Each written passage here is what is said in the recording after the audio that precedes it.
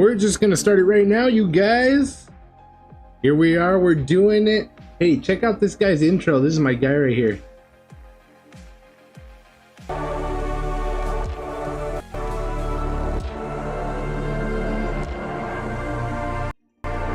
What do you guys think about this intro?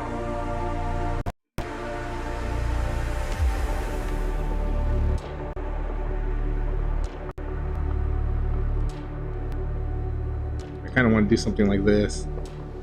Find out where Buddy got it from and get one myself. Looks pretty cool. But it's the Y-Files, you guys. Find it. It's on YouTube. He's free. Get there, find it. I'm gonna leave the same intro. His little countdown intro. But we're here and we're doing it.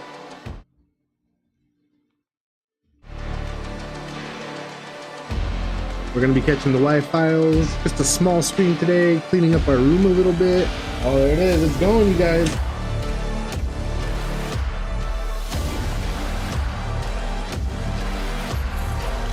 Our dude.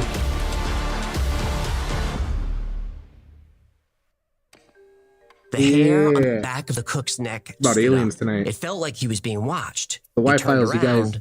Nothing. On YouTube. It was Nellis Air Force Base in the middle of the night. The mess hall was empty.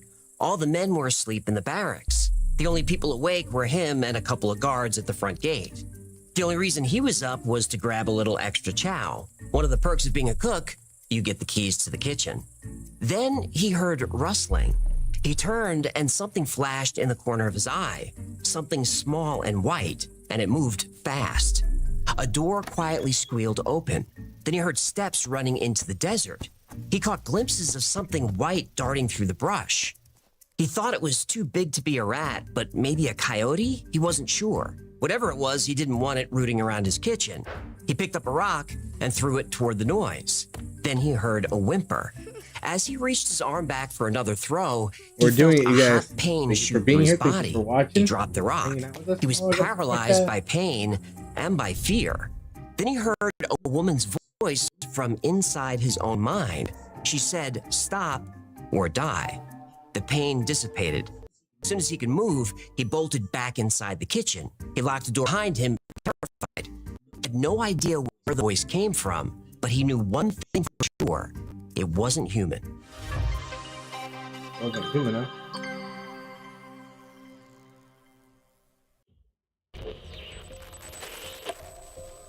Did you meet the extraterrestrials or merely see them? Oh, I met them many times, as I described in my books. Although I never went looking. Is that Momo up there? They were always happening. What are you doing up there, Momo? I didn't even see you. We got our snack. We got some grapes. A whole gang of grapes. It was March 1965. Yeah, grapes. Charles Hall arrived at Nellis Air Force Base in the Nevada desert. He was fresh out of basic and excited to see his new post. When the Air Force tested Charles, he showed an aptitude for science. That's what we're using right now. Out of his class, he thought he could choose his own post, but he was specifically sent to Nellis. Area 51! Well, Area 51 is officially a detachment of Edwards Air Force Base, but yes, it's in the same area. Charles was trained as a weather observer. His job was to travel around the base taking readings. Most men would be bored to tears with this assignment, but Charles didn't mind. He'd get his own truck, extra pay, no officers breathing down his neck, and he liked the quiet of the desert. If he needed to blow off some steam, Las Vegas was close by. Plus, Charles had a friend on base. His buddy Dwight recommended him for the job. Charles was grateful for the opportunity. That night after he settled in, Charles and Dwight got to talking. They chatted about the base, how bad the food was, which officers were good guys, which ones to avoid, typical soldier talk. Then suddenly, Dwight got very serious. Look, Charlie, summer's coming. You have to keep your eye out for Range 4 Harry. Old Harry likes it hot. He hides in the mountains during the winter. But once it warms up, he comes down to Indian Springs. He likes to run around by lake bed on Range 4. When you're up there, be careful. Range 4 Harry? Charles had no idea what Dwight was talking about. This was some hermit who hid in the mountains. Yeah. Who would be crazy enough to run around a nuclear bombing range? Well, that's what Charles thought. Dwight frowned and shook his head. Then he told Charlie the story of Range 4 Harry. Back in '54, there was an atomic bomb test over at Frenchman Flats. Yeah. Harry is a horse who came too close to blast. Not close enough to be vaporized, but close enough that something happened to him. Now, he gives off a white glow. If you see Now him, he gives do off not a white approach glow, Range wow. 4 Harry, and don't look at Ace. He's not like a normal horse. Officers say he's more human-like, with large blue eyes and a long white tail. Charles stared at Dwight for a long moment, then exploded into laughter. He expected some kind of hazing at his new post, and he figured Range 4 Harry was supposed to spook the new guy, but he wasn't falling for it. I'm serious, Charlie. While you're at Range 4, don't take any risks. The last guy who got too close to Harry was John Zimmerman. I don't want you to end up like him. Charles laughed and promised to be careful. Still, he wasn't buying any of this nonsense. The next day, Charles was in the infirmary's waiting room. He needed a routine physical before going out into the field. The nurse on duty caught him chuckling to himself. She asked what was so funny. Charles recounted Dwayne's Range 4 Harry story and the fate of John Zimmerman. The nurse's face dropped. She said, "I'll be right back." Charles heard her opening and closing a metal cabinet. When she returned, she said, "I'm not supposed to show you this, but since you're going to Range 4, you need to know what's out there." Oh, yeah. It was Zimmerman's medical folder. Inside were 4 pictures. Each of them showed a man covered in horrible radiation burns. Damn, that sucks. Zimmerman said a white Radiation horse came burns out is of the probably the North worst thing Range to and go charged through. him, but that was all he could remember. He somehow dragged himself back to Indian Springs, where an officer found him barely alive and in absolute agony. Charles's stomach sank. It wasn't a joke. Range 4 Harry was real. As long as we're not lagging out, it should be good. Check the YouTube stream. Make sure we're looking Charles good. finally met Sullivan, the man he'd be replacing. Sully was friendly, funny, and likable. The two men hit it off right away. Sully took Charles on a tour of a few weather shacks out in the ranges. One of the shacks was locked, so they couldn't access the equipment to take their readings. Sully told Charles to just write down any numbers. Yeah, government precision. Well, Charles reminded Sully that they only checked out 3 weather shacks. There were still 4 more, range 1, 2, 3, and 4. Sully's demeanor changed immediately. He said he'd take Charles to the other weather stations, all except range 4. Yeah, dude, we're looking good. When they got to range Stream's looking 1, good, everybody's Sully looking wouldn't good. leave the truck. He was terrified. He We're told looking good. Charles if he wanted to check out the weather shack, he'd have to go on his own. Sully said he'd keep a lookout, and if he saw anything, Alrighty. he'd go back to base for help. He told Charles, if you hear me leave, Hey, lock yourself in the I moved shack the and bookshelf wait. that's behind I'll me. come How'd back you for get up there? Yeah, I don't like this plan. Well, Charles asked if Sully was talking about range 4 Harry, and Sullivan snapped at him and said there's no such thing. Sully would not get out of the Jeep. He wouldn't even take his hands off the wheel. He was squeezing the steering wheel so tightly that his knuckles were white. This was not the same man Charles met just a few hours earlier. Oh, yeah. When Charles got to the weather shack, he checked doing the it, equipment and logbook. Nobody had been there for months. Sully had been secretly going off base and faking the numbers. He never stepped foot in those weather shacks. Oh, nobody noticed the guy kept disappearing? Ah, right. Government precision. When Charles returned to the Jeep, he confirmed that Sully had been lying about the numbers. Sullivan didn't care. He said he'd give Charles a tour and never wanted to go to the ranges again. Pretty soon, Did it, you Charles would guys? We fixed understand the room why. up a little bit. We're still Over the next finishing- few months, Charles spent more finishing time up on the some stuff, ranges but, at Indian Springs than anyone else. Against Yeah, we got the bit advice, outta here. he was usually out there alone. Bed used to be over but there. He enjoyed Not there it. It anymore. was peaceful. I'll show you guys in a and he little never bit saw after the range show. 4 Harry. One day, Charles was out on the range, and it was especially hot. In the desert, the ground could reach 120 or 130 degrees, and today it felt even hotter than that. Charles spent most of the day in the weather shack. He didn't have air conditioning, but he had an old fan, and that was good enough. Besides, the sun was setting, and soon it would go from blistering hot to freezing cold. That was life in the desert.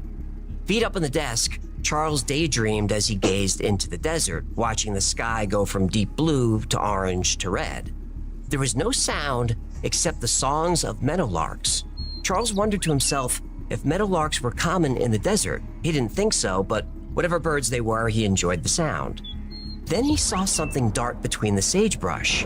Charles blinked. There it was again.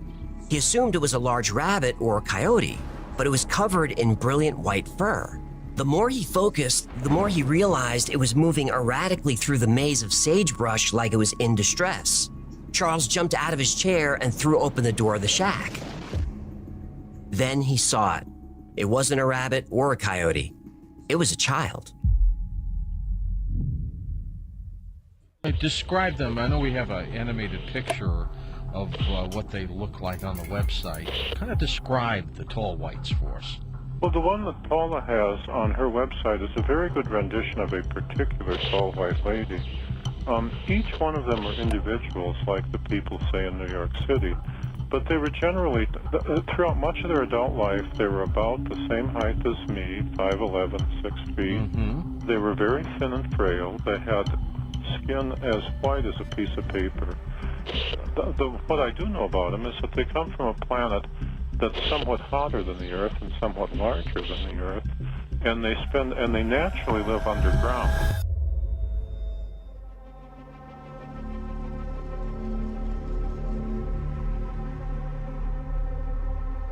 The girl was barely 3 I feet wanna tall, fight that and her little skin foot. was chalk white. She wore a Little silver foot jumpsuit right and here. boots, and her hair was brilliant white blonde. A little foot. Behind her bright blue eyes, We have she looked some as foot. terrified as Let me get Charles. that She was foot. tangled in the brush. He called out to her. He said there's no reason to be afraid. He wasn't going to hurt her. He cleared the sagebrush around her so she could easily get out, but he made himself clear that he wouldn't touch her. On a nearby fence post, he left a canteen of water. He said if she was lost, he would help her. All she had to do was ask. Charles turned back toward the shack. That's when he heard something crashing through the brush. It was big, and it was moving fast, and it was getting closer. Charles turned and saw something, a man, a very tall man. He had the same features as the little girl, pale skin, white hair, silver suit, and he was charging right at Charles.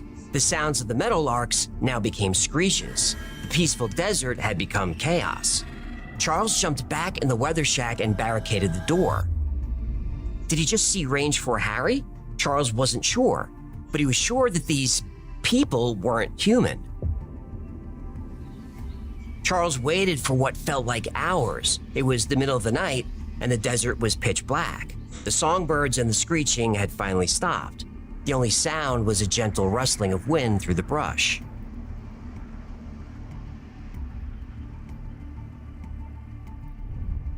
Charles gathered his nerves and left the shack. He checked his canteen. It was half empty. In the sand, he saw 3 sets of footprints, a child and 2 adults. Someone was there. Of course they were. Charles had seen enough. He scrambled to his Jeep, fired up the engine, and tore down the dirt road heading back to base.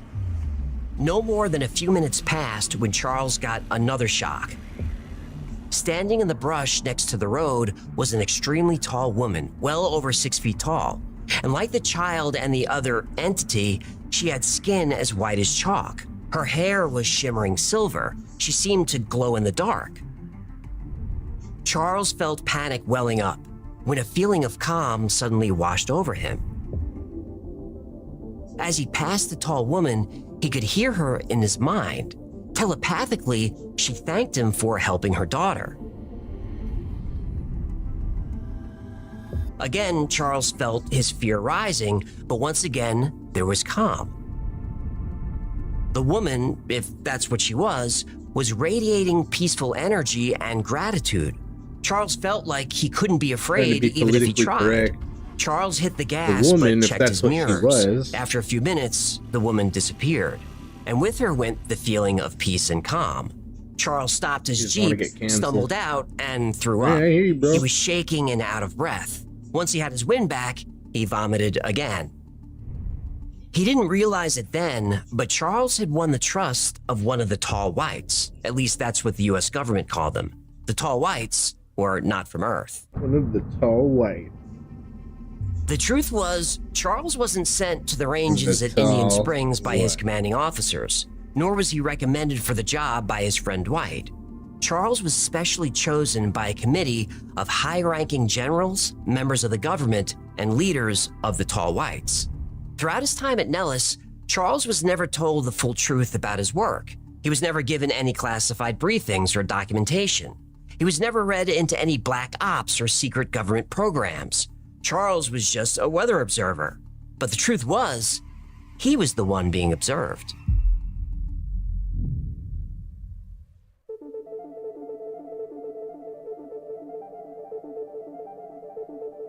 Late one night in 1896, Colonel H.G. Shaw was traveling in horse and buggy near Lodi, California. Suddenly, the horse became frightened and stopped.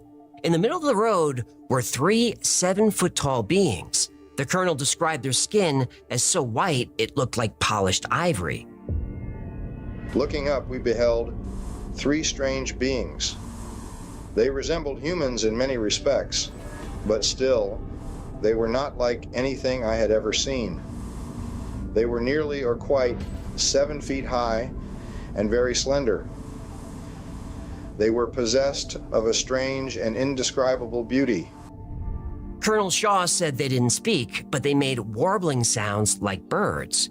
You can actually find this whole story online. It made the front page of the Stockton Evening Mail on November 25th, 1896. This is the first modern report of the tall white aliens, but their story on Earth goes back millennia. Paul Hellyer, the Canadian Defense Minister, was one of the first high-ranking government officials to acknowledge the alien presence. He became interested after a squadron of UFOs was mistaken to be Soviet aircraft. The investigation was launched into this whole subject, and the document was prepared, which concluded that at least 4 species had been visiting Earth for thousands of years. You're probably familiar with a few of these species. There are a few variations of the Greys, which are described as being under 4 feet tall with large heads and large black eyes. There's a species called Nordics, which are very human-like. There are the Tall Whites and a few others. Other species that I learned about not too long ago was called the Tall Whites.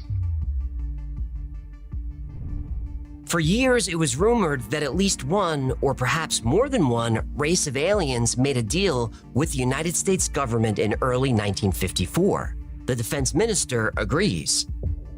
There are live ETs on Earth at this present time, and at least 2 of them probably working with the United States government.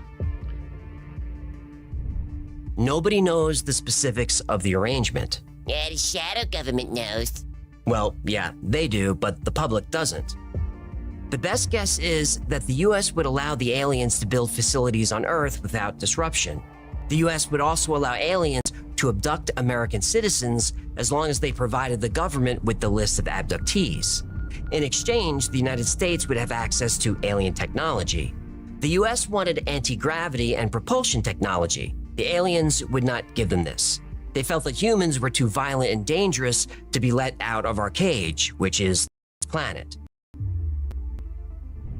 However, the US did receive help with other technology, the first of which was titanium.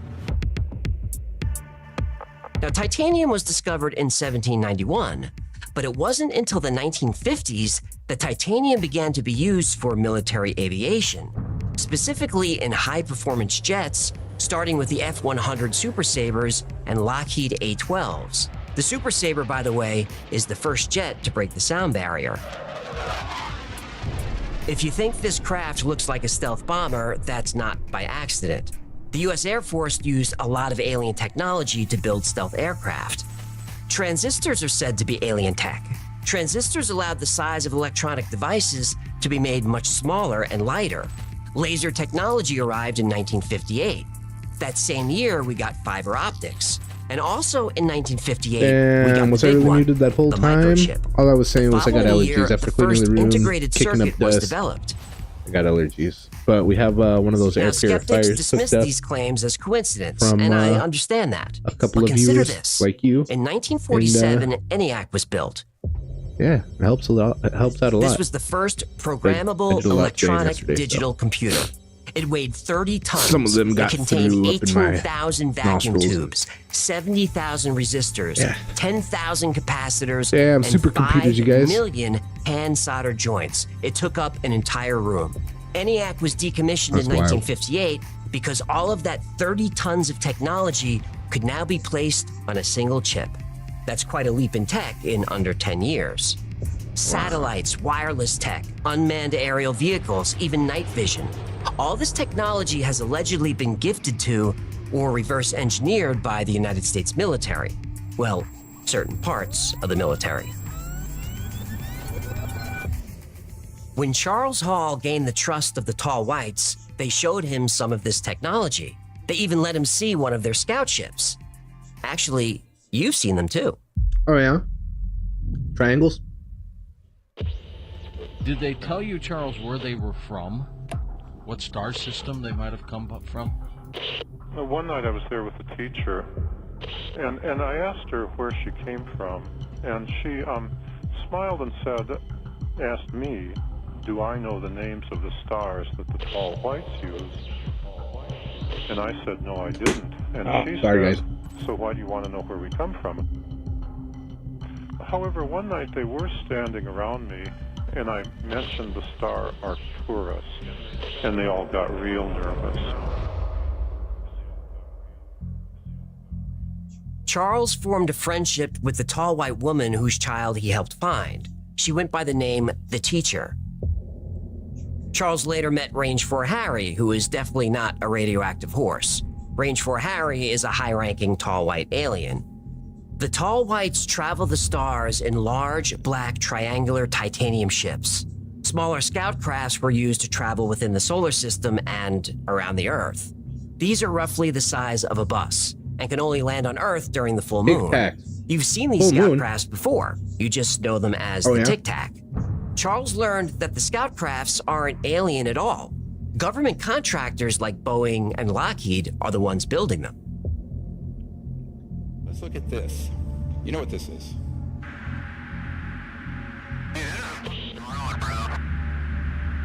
There's a whole fleet of them. Look on the ASA. My gosh. They're all going against the wind. The wind's 120 knots from the west. Look at that thing, dude. This is an alternative energy and propulsion device. These are things that have existed all the way back to the 60s. But the one that they call the Tic Tac here off the coast of San Diego, the white one, looked very much like this. These I don't think have that's been what it made looked by like, the yeah? Lockheed Skunk Works.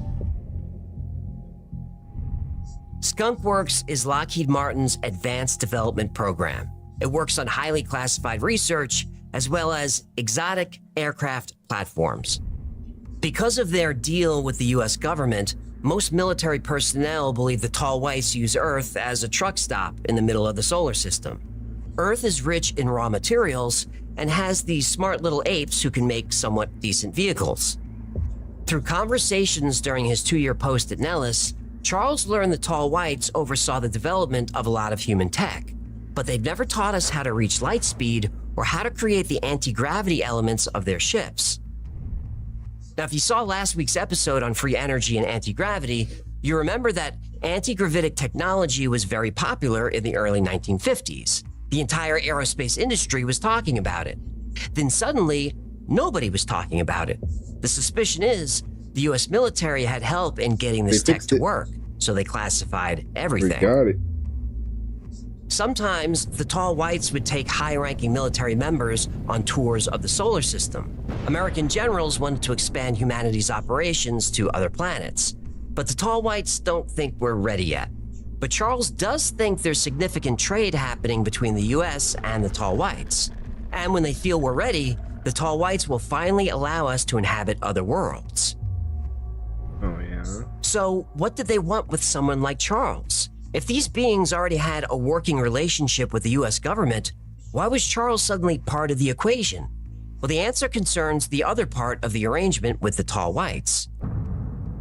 Charles learned he was part of an experiment. He was being studied by the tall whites, especially by the teacher. He was fascinating to their species, and the teacher enjoyed spending time with Charles. Yeah, I think of all the education that I missed, but then my homework was never quite like this. Do.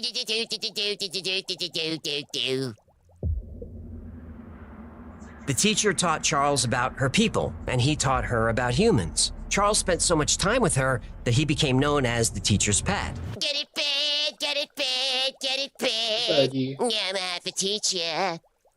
The tall white. Get it bad, so bad. I'm half a teacher. Hey, bye. Yeah, I'm just trying to liven things up. Go ahead. The tall whites can speak English, but their natural voices are far higher and lower in range than humans.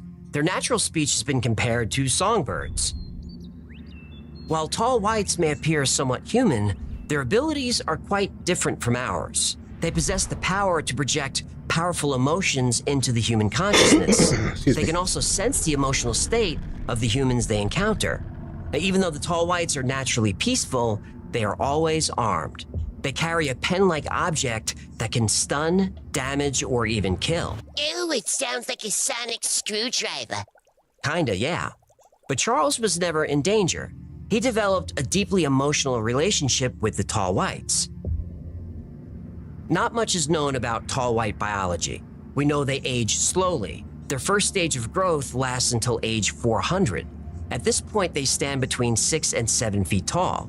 Then they go through a second growth stage. They can grow up to 8 or 9 feet tall, and their eyes turn from blue to pink. The average lifespan of a tall white is about 800 years. Charles was never told where their home planet was. He felt they intentionally kept this a secret. However, when Charles mentioned the star Arcturus, they became uncomfortable. Arcturus is in the constellation of Boötus. Booties. Boötus. It Booty. says booties on the teleprompter. It's pronounced Boötus. Whatever. The Black Knight satellite is supposed to be from booties. Boötus. But you're right, that star system has come up before. Now, despite being a more advanced species, tall whites secretly fear humans' intuitive capabilities and ESP. They believe it's just a matter of time before the human race evolves the ability to tap into these powers. They believe we'll develop abilities like telepathy and telekinesis, which is moving objects with thought. Yeah. They believe every human has the ability to project their consciousness to any place on Earth or beyond. Remote viewing. Right. Remote viewing researchers have said that every human has this ability, but only a few talented people have been able to tap into it. Ingo Swann, Pat Price, and Joe McMoneagle were talented remote viewers who worked for military intelligence. And Pat Price was One of the killed Harry because Potter of it, don't forget. teachers, isn't it? That's the theory. Remote viewing links One below. that can turn into a Yeah, cat. we have a lot of episodes on that subject. Well, in total, Charles's experience with the tall whites lasted just 2 years, from 1965 to 1967. In 67, he was deployed to Vietnam and he never saw the tall whites again. He waited almost 40 years to tell his story, but when he finally did, other witnesses came forward who had seen the tall whites. There was enough first-hand accounts that researchers started looking for evidence. The first step was to try to find the secret facilities built by the United States government. And somebody found them. Ooh, nice.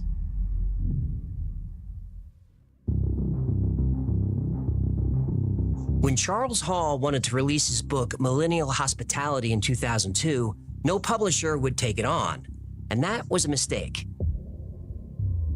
He self-published and the book was a hit. 2 more books followed, and Charles made the typical rounds: UFO conventions, book signings. He did a few TV interviews. He even appeared on Coast to Coast with George Norrie in 2005. When you work with aliens, I think you're legally required to go on coast to coast. Well, if you want to sell books, that's the show to do. Now, all this attention brought out skeptics who wanted to prove Charles wrong, and it brought out the believers determined to prove him right. And the more people that looked into Charles's story, the more of the story was confirmed to be true. Charles was at Nellis Air Force Base when he said he was. He was a weather observer. He was deployed to Vietnam in '67. All those facts are easily checked. I want to hear It's all about sewed up aliens. pretty I'm well. getting to them. Get there faster. Some of the best research I found was done by David Hilton. David's website is long gone, but it used to say he was a historian, anthropologist, and researcher. Now, on David's YouTube channel, he has a few videos that seem to confirm that Charles Hall was telling the truth. I had an interest in the story of Charles Hall and the Tall Whites for a number of years. After reading his book, Millennial Hospitality, I was trying to locate the positioning of the weather stations on the bombing and gunnery ranges that he talks about in his book, so that I could better understand the orientation of the various locations. When researching the story, David came across this photo. At the bottom is Creech Air Force Base in Indian Springs. Remember, even though Charles was stationed at Nellis, his work was done out here at the ranges, in and north of Indian Springs. The photo shows Range 1 in the southeast, Range 3 just north of the base, and Range 4 in the valley. Oh, that's Harry's hood. Right, that's where Range 4 Harry got his nickname. But what caught David's attention were the areas marked Scoutcraft Hangar, Scoutcraft Parking, and Resting and Play Area. Oh, yeah. Charles talks about these locations in his books, so David opened Google Earth to see what was out there. Now, before we zoom in, remember how Charles described the tall white scout crafts. They're about the size of a bus, white and elliptical. In David's video, he shows this image. That looks like the Tic Tac UFO we've all seen by now. But here's the thing. David released his video 11 years ago, long before the Tic Tac was made public. Dr. Stephen Greer and others claim the Tic Tac is a UFO made by Skunk Works at Lockheed Martin. Now, Charles Hall doesn't specifically name Lockheed, but he does say that the scout craft are made by military contractors. Now, let's see what David finds on Google Earth. Spooky, you guys. There is some kind of platform, and near the platform, 3 elliptical white objects, each about the size of a bus. Tic-tacs! They certainly look like it. And even if they're not alien scout craft, They totally are. fine, but even if they're not, look at the location. There are no roads or even walking paths leading to this place. And this is exactly where Charles said the craft would be. He also said there was a recreation area here. That platform could be what he's talking about. Tall white shooting oops. Could be. So David and people in his audience started scouring Google Earth around the old bombing ranges. Oh, did they find more alien playgrounds? Yep, Wow. lots more. Aliens, you guys. One of the first sites listed on the video is just off the end of the runway at Creech Air Force Base. This seems to agree with Probably Charles Hall's people. story of the aliens coming onto the base Demons. from the northwest corner at the end of the runway.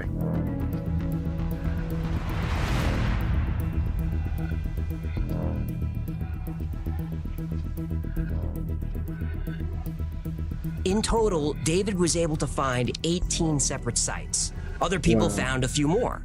I included some coordinates in the description if you want to check them out for yourself.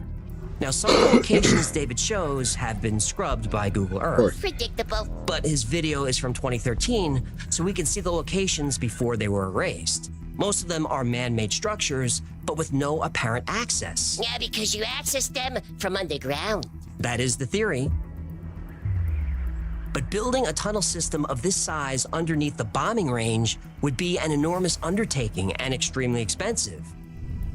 If such a project did indeed occur, you'd expect there to be evidence. There's evidence, isn't there? Yup. Yahtzee! Not only is there evidence of a major construction project, there's evidence of a black budget cover-up. Yahtzee. That's where those taxes are going. To build an underground base with miles and miles of tunnels, it's going to be a huge undertaking and wildly expensive. But there's evidence that this project did happen. In January 1951, an article was published in the Las Vegas Review-Journal, and the headline is, Indian Springs Project Key to Defense Plans. The project is said to cost $300 million, and that's in 1951. In today's money, that would be $3.6 billion. For comparison, that's about what it cost to build the Freedom Tower in New York. The article said most of the money was to build housing and offices. Look at the base. Do you see billions of dollars worth of construction no. anywhere? I don't. So where'd the money go? Again, the credit goes to David Hilton for tracking down this information.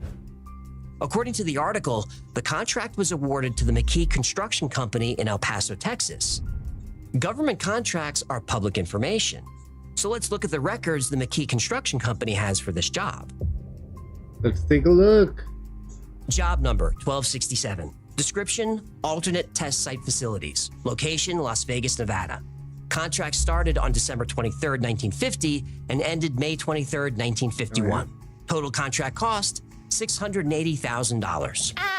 Math isn't my strong suit, But about 299 of that $300 million is missing. Black budget! It looks that way, but we don't know for sure. Even the article from 1951 says, quote, "The actual details of the program are cloaked in a security blackout." When Las Vegas residents learned about the huge construction project, locals contacted the base looking for work. They were told the military would be using no outside labor for this project. But that $300 million went somewhere. If we don't see that money spent above ground, there's only one other place it could be. Underground? Yup. Holy sh... Yeah, you guys. Thank you for being here. Thank you for Charles stopping Hall by and and the Tall joining Whites us, is hanging considered out. one of the most credible stories Give you a about little aliens tour living of with the and room working with that's humans not here on finished Earth. yet, But is it true? a Well, like little many of chill these around stories, when we it's have no over. physical evidence. We only have the word of the author, in this case, Charles. Do you believe him? Well, most of today's story comes from Charles's books and the documentary Walking with the Tall Whites, both linked below. When Charles tells the story, he sounds sincere. But I've heard many stories from people who sound sincere and turned out to be frauds, and I've outed a few of them on this channel. Now, I don't have evidence that Charles Hall is a fraud, but parts of his story do bother me. First, he released his books, and there are 6 of them now, as science fiction. Only later did he say these things really happened.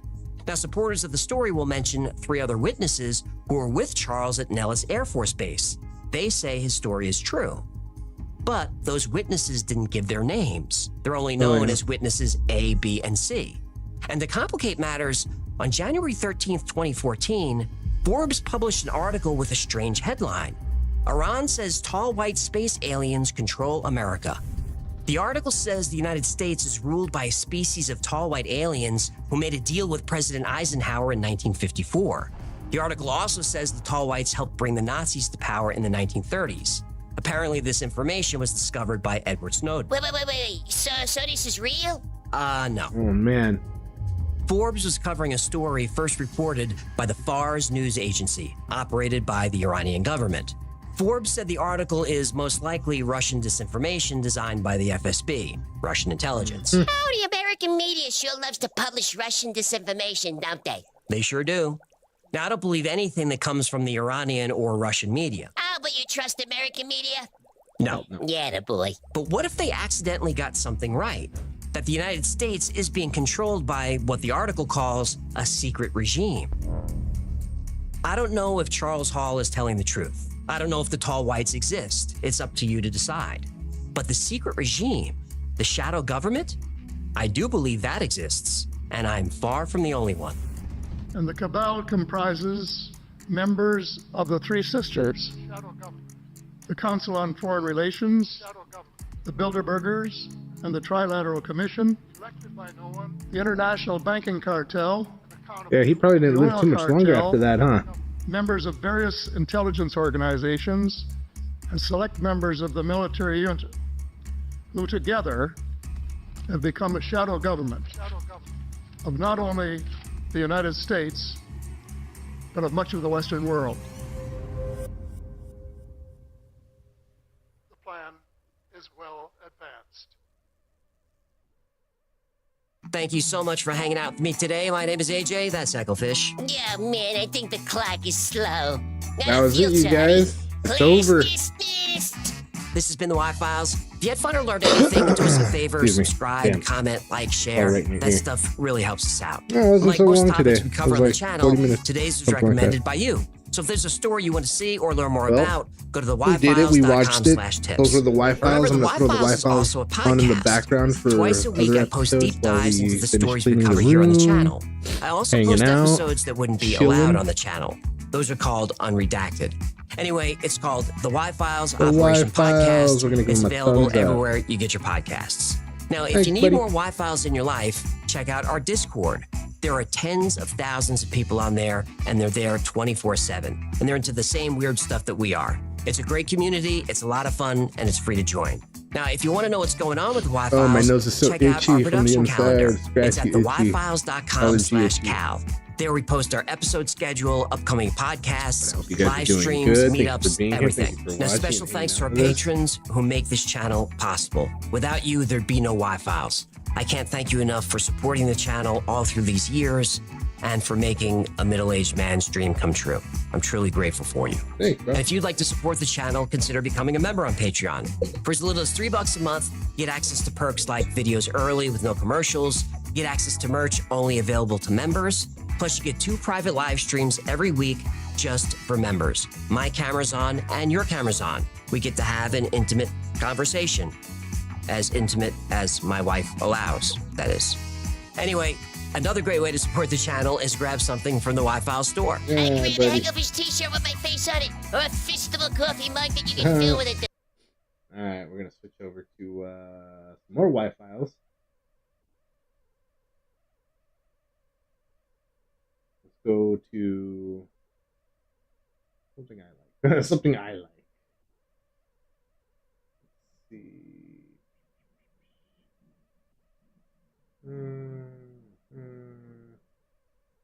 Popular uploads. We'll do that.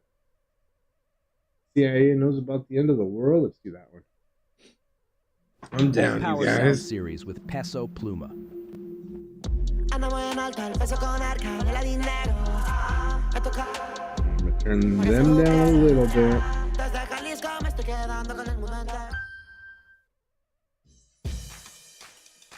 I can achieve anything That way you I can put hear my me mind too. to. I can put my future on a Stupid guaranteed commercials. In 1966, a well-known scientist released a book with information that could impact everyone on Earth. But before anyone could read it, it was classified by the CIA. We only learned about it a few years ago when it was declassified. But the CIA only released 57 pages of the original 284-page manuscript. And those pages have been, in the CIA's own words, sanitized. Now, why does the CIA think this book is so dangerous that they had to hide it from the public for 60 years and continue to hide most of it? Well, it's because the man who wrote it describes the end of the world. Bro. All right. In 1966, former McDonnell Douglas engineer Dr. Chan Thomas released a book called The Adam and Eve Story. I'll let you check Now, out that the title room real might sound like quick. he's being cute. Yeah, it's in the room now. It's the end of the world as we know it. Here. I'll do it this way.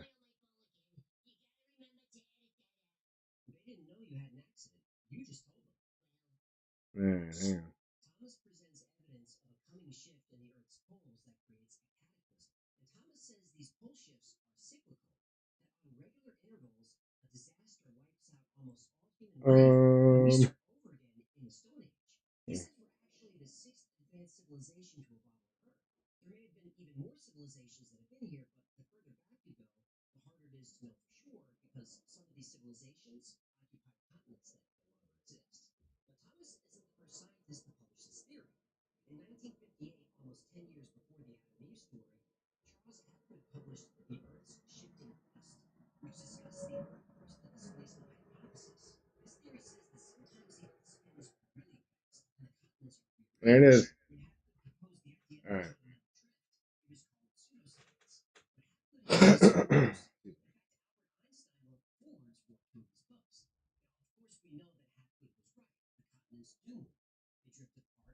All right, hang on, you guys.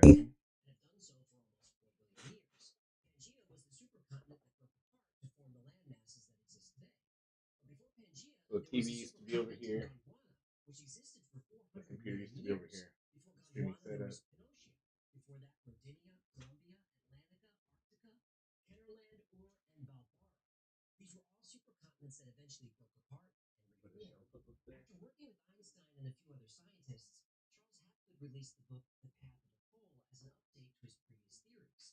In this book, Hapgood suggested that the Earth's poles are constantly moving, Again, this piece of pseudoscience was eventually proven true. Hapgood believed that a pole shift between 15 and 40 degrees occurred around 9600 BC, or 11,600 years ago. Put a shelf up there. Years. On the Piri Reis map is the continent of Antarctica. But Antarctica wasn't discovered until 1820, and Piri Reis claimed the information on his map came from much older maps. But Charles Hapgood was right, and the Earth's axis was shifted 15 degrees from where it is now. Antarctica wouldn't be completely covered in ice. Hapgood believed an Ice Age civilization, long forgotten, mapped the coast thousands of years ago. Though many of Hapgood's theories have proven to be true, the Ice Age pole shift is still controversial. We do know the poles shift over time. We also know the continents drift over a very long period of time. But Dr. Chan Thomas, in his book The Adam and Eve Story, says the shift happens in less than a day. Chan Thomas describes in detail what this will be like. And it's worse than any Hollywood disaster movie ever conceived. Far worse. Chan Thomas begins his book with a chapter that describes exactly what we'll experience during this pole shift event. But before we get into it, now might be a good time to hit pause. That's the room, you guys. Oh yeah, here's the setup.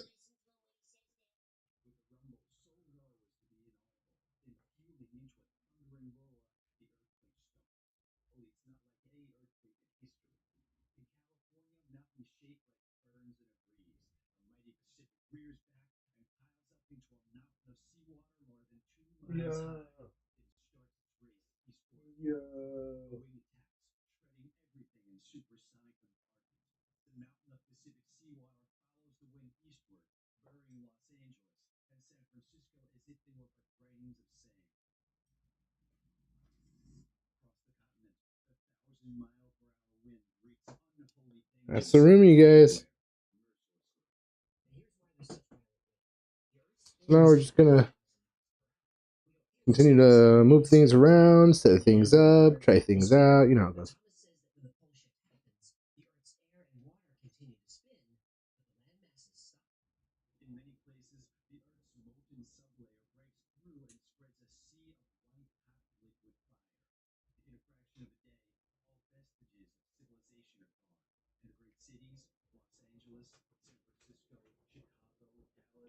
Oh, goodness. Barely a stone is left where millions walked just a few hours ago. Now think of what would happen if you were in a car going 1,000 miles per hour that suddenly stopped. Now think of what would happen if a large city going 1,000 miles per hour suddenly stopped. Skyscrapers would collapse. Do it again. Millions of people would be thrown around like they were in a food processor. Very few people here would we are, survive we're doing that. it. But survivors are the unlucky ones. Because moving across the country at the speed of sound is a 2-mile-high wall of water, mud, and debris. Oh, we're South getting America there. finds the Andes not high enough to stop the violence. Again? All right, In hang less on. than a day, the entire continent is burned by molten earth.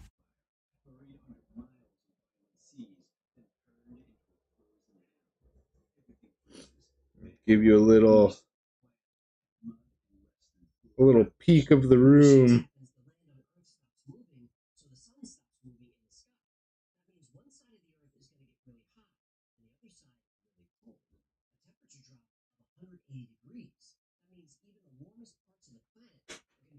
So here's my stream setup. Oh, here. Yeah.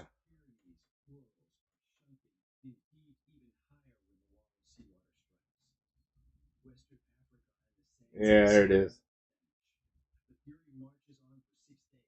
And that screen is for that guy.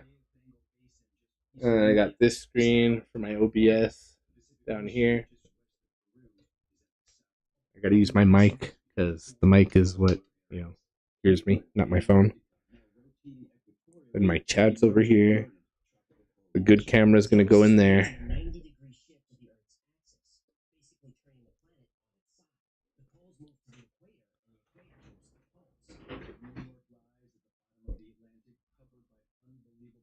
Yeah.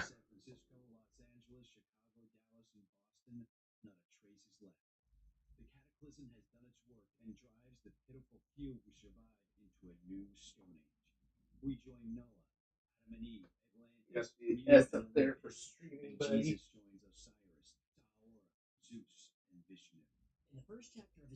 Put a shelf up there. In the next few chapters, Thomas goes on to not only prove his pole shift is possible, that it's happened before and will happen again very soon. In fact, there are signs that it may have already begun.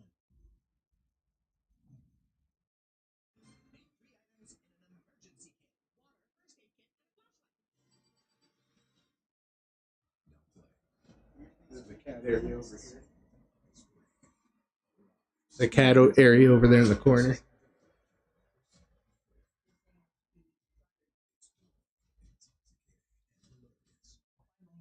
That's it, you guys.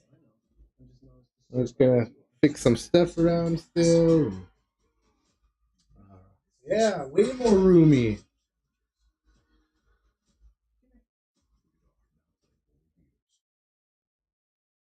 Every culture has a flood myth. Abrahamic religions have Noah's flood. The Mayans have the Huracan flood, where the word hurricane comes from. Ancient Hawaiians have the Nuku flood. The Sumerians wrote about a flood in Gilgamesh. Europe, Asia, Pacific Islanders, and native tribes from all over America. They all talk about a great flood that cleansed the earth so civilization could start again. Now, one myth is just... That was it, you guys. Two myths are a coincidence. 4D flood myths, this starts to look less like a myth and more like actual history. Now, on this channel, we typically associate floods with the end of the last ice age, the Younger Dryas. And core samples provide solid... I'm just doing... Oh. Interesting is, Thomas said the last great flood wasn't 11,000 years ago, but 6,500 years ago. I forgot to tighten the mic after I removed these cables from right here. One more time. Hang on. See, that's what happens.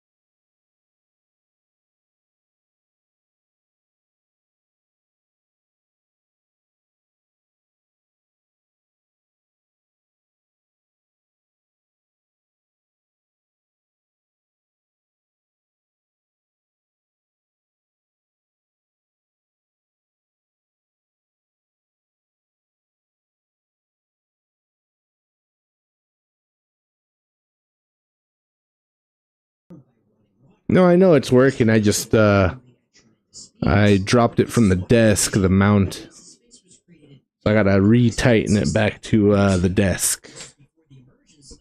The arm thing that holds it.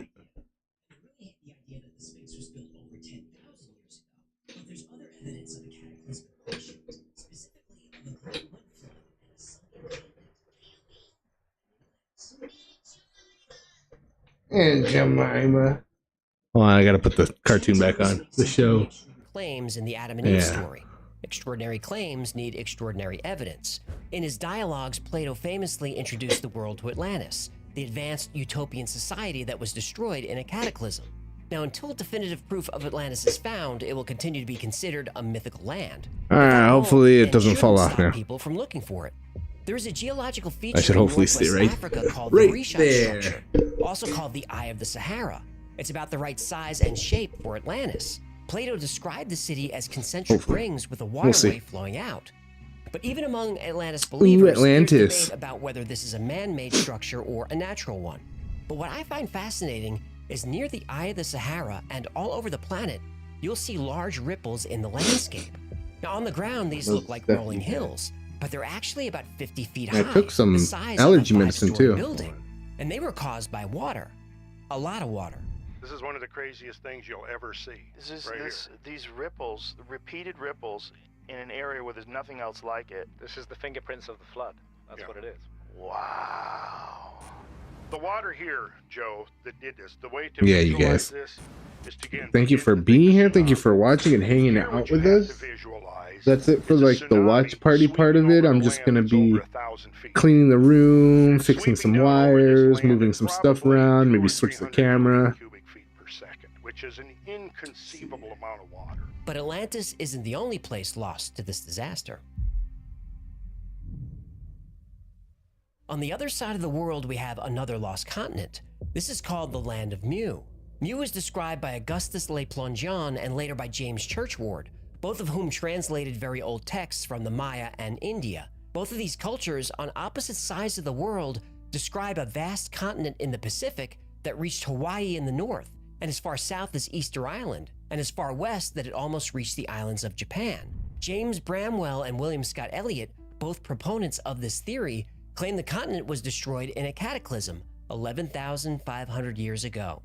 There's that date again. The Yonaguni Monument off the coast of Japan is said to be the underwater ruins of Mu. Nam Madol in Micronesia is considered to be the southern part of Mu. The site is full of structures made of enormous logs of volcanic rock. Nobody knows who built this or how, but their society was advanced. Just recently, LiDAR imaging from the air shows that at one time, Nam Madol had an artificial irrigation system that could bring fresh water to residents all over the area. The eastern part of Mu is Easter Island, and there could be evidence And I of a also did cataclysm it there. so On Easter Island are the when bronze I'm statues. streaming a You've game, seen these. It's lots of I'm able to heads, move the about 1,000 actually. monitor And most from people don't here, realize that these statues the have chat monitor, bodies to buried closer deep over there. underground. So there And are I'll two pull out the other options. table and One, put it over whoever there. built the statues The first rollout dug table, holes, the one then that I buried eat on 30 sometimes that foot you've tall, seen. 80-ton statues up to their necks, And, then filled in the holes. oh yeah, let me Or translate. two, the statues were completely above ground, but at some point were buried by something. And look at Easter Island. It's a tiny island in the middle of nowhere. At one point, 12,000 people lived there. Where did they come from? Mainstream anthropology says that people from Polynesia took a What was I canoe out saying? thousands of miles in the middle of the Pacific and hoped for the Yeah, best. good stuff, good But stuff, if the good stuff. Here continent we of are. Mu was real, then they could have just walked there. This could also explain why Polynesian languages share similarities to Greek, and maybe why on Easter Island they worshipped a sun god Yeah, the called Wi files, you Ra, guys. We have it which on is in the awfully close to the background. Egyptian sun god Ra. Probably, And the connections don't stop there. There are similarities between Greek, change up the Egyptian, and even sound so you Indian guys aren't gods, as if hearing all these it. cultures I'll put on some intermingled music. or came from a single source. Chan Thomas lays out some good evidence for the cyclical As cataclysm theory. But the we're big just hanging questions out. are how and when will it happen? Well, you're not going to like the answer. Dr. Chan Thomas lays out a compelling argument for a coming global cataclysm. But when? Well, to answer that, we have to understand how it happens. In the story of Adam and Eve, Thomas includes a diagram showing the cross-section of the Earth and a description of the process. The I'm process not of a sure. cataclysm is known now. Look at the I'm not cross-section sure if I of the should Earth cut it inside or the front not. cover. You'll see two molten layers, the orange ones. The important one is the thin molten layer starting 60 I mean, I miles could always, down, extending 60 miles deeper to 120 miles below the surface of the Earth. The thick, deep molten layer starting 1,800 miles down at the always bottom of the music, mantle and extending 1,300 miles deeper is the outer core. Seismology has proven these two orange layers to be molten, and they are white hot, over 2,500 degrees Fahrenheit. Now, Dr. Thomas was able to predict seismic activity all over the world. Inside the Earth, the electrical and magnetic structure of the interior makes Here we the are, you layers guys, we're act doing it. as if they were near solid. As long as the magnetic and electrical structure of the Earth maintains its Alright. orderliness, it keeps rotating on Okay, I the should probably axis in clean a out these normal manner. shells, figure out where I'm gonna put my Diablo game. Magnetic and electrical orderliness in Thanks the for being here, shallow thanks for molten layer is watching. disorganized. Take To a the extent sip, that the take shallow a molten layer drink, is allowed to and act as you'll a free liquid, sink. which then Oh, serves as a sorry. lubricant for the ice caps to pull the shell around the Earth's interior so as to have the ice caps shift about 90 degrees into the torrid zone. And I got it, so I'm going to be able to plug in my PlayStation, the Nintendo Switch, the Xbox 360, the high definition camera. And I'll still have some stuff for auxiliary and stills and green screen stuff. Oh man, it's gonna be sick, you guys. It's gonna be sick, bro. They just keep on rotating west to east, and at the equator, that speed is about But I hope you guys are 1,037 good miles per hour. and So while happy the shell Friday. shifts I with hope the you guys are poles gonna going have to a the good equator, weekend. the And winds and oceans if you're doing continue something eastward, fun, stay blowing and safe, flooding be across careful the out Earth there. at If supersonic you're not doing speeds, anything, just inundating relax it continents with and water miles deep, you know, destroying everything with which recharge your man has battery ever before dealt, getting back to including the week himself. again. That's a summary of the process. Yeah, we're doing it. When is all this supposed to happen? I need time to get a steel reinforced bowl. Well, Chan Thomas updated his prediction in 1993 and said the shift would happen in 7 years, around the year 2000. He mentioned that Nostradamus and Edgar Cayce made the same prediction. Yeah, but that's over 20 years ago, which means we're due. We're due.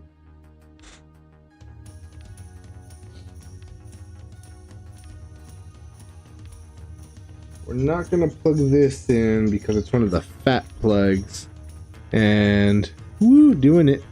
Here we are. And all the bottoms of the power strips are taken up, so we're gonna wait on this. Or if we need to use this, then we'll switch it. There's a lot more to the Adam and Eve story, but those are the bullet switch points. out from And if you want to read the another entire book, there are links below. So, should we panic? Well, let's address a few items in the book and see how they compare with known science. But first, let's I don't know why I put my plate right there when I have a trash bag over here. In the book and in the articles and videos floating around the web. The videos aren't completely accurate. First, you'll hear that Chan Thomas is a made-up name because the subject matter was so It's not where the headphones go, he wrote the but book under a pseudonym. Well, this isn't true. that's Dr. not where the Chan Thomas was headset a real goes, person. dude. Chan is a nickname. That's what we're His full name was Dr. Chauncey Powers Thomas. He was born in Missouri in 1920 and passed Please, away in we'll put away 1998. for way He was over married and had here. children and grandchildren. That's He pretty was an way. electrical engineer and he did work for McDonnell Douglas. He even appeared as a UFO expert in a documentary in the 90s. And he was on Johnny Carson on April 7th, 1965. Ava Gabor. Well, at no point in this story did I think we'd end up with Johnny Carson and Ava Gabor. Dr. Thomas wrote a few books. Some about the coming cataclysm. He wrote about ESP, UFOs. He wrote one book on how to teach yourself natural childbirth. Wait, what? What does he know about childbirth? Now, I'm not a biologist, but I don't think men can... Don't go there. Another thing you'll hear is that the book was originally 284 Sorry, pages, but the CIA only released 57 of those Allergies, bro. pages. Not true? Nah, the original book was 57 pages. If you look at the table of contents, the conclusion begins on page 45. And some people will say the CIA is withholding documents because pages are missing, like page 8, page 18, page 20, and a few others. Well, they're missing because they're the opposite sides of title pages. In the original book, they're blank. And I could show you this. Someone has a copy.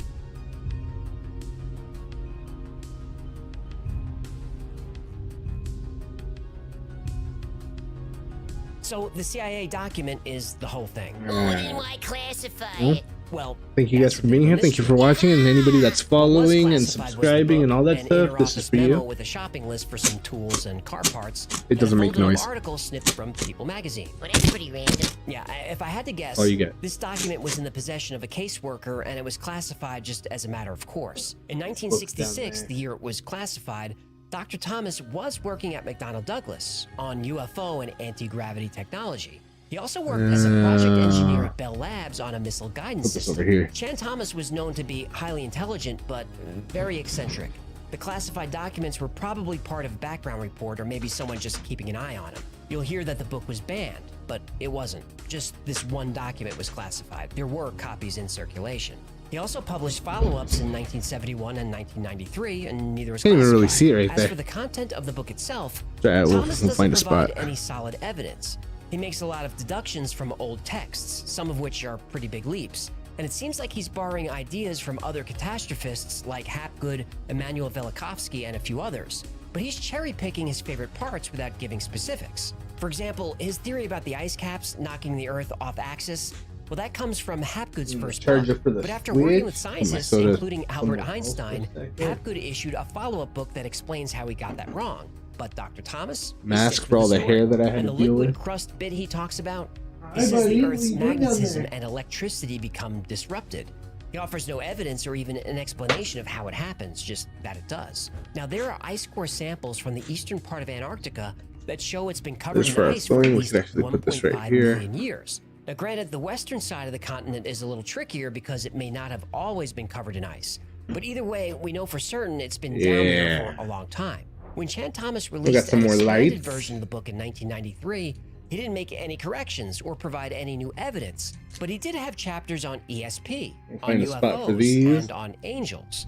It doesn't read as scientific at Yeah, all. still In got fact, your it's a hot charger mess. He shows all over the and- place yeah. without a cohesive narrative. It feels like he This gathered a bunch USB of cord ideas he is had over the years for the and then threw them into one final book. PlayStation. So, 2 questions. Was Dr. Chan Thomas a serious researcher? No. Sorry, we'll just But keep is it over there here evidence to and we'll support some of his charge the claims? PlayStation controller from There here. is. We're figuring it out, you guys. Now, I don't believe Dr. Chauncey Powers Thomas was a serious researcher. You know, this Whether thing's he a little really had long though, ESP so we'll or find a not, shorter I'd one so rather we not don't get have into too it. much But some spaghetti of the here claims he too. makes in his book have been proven possible. We know that global floods have happened. The evidence is everywhere.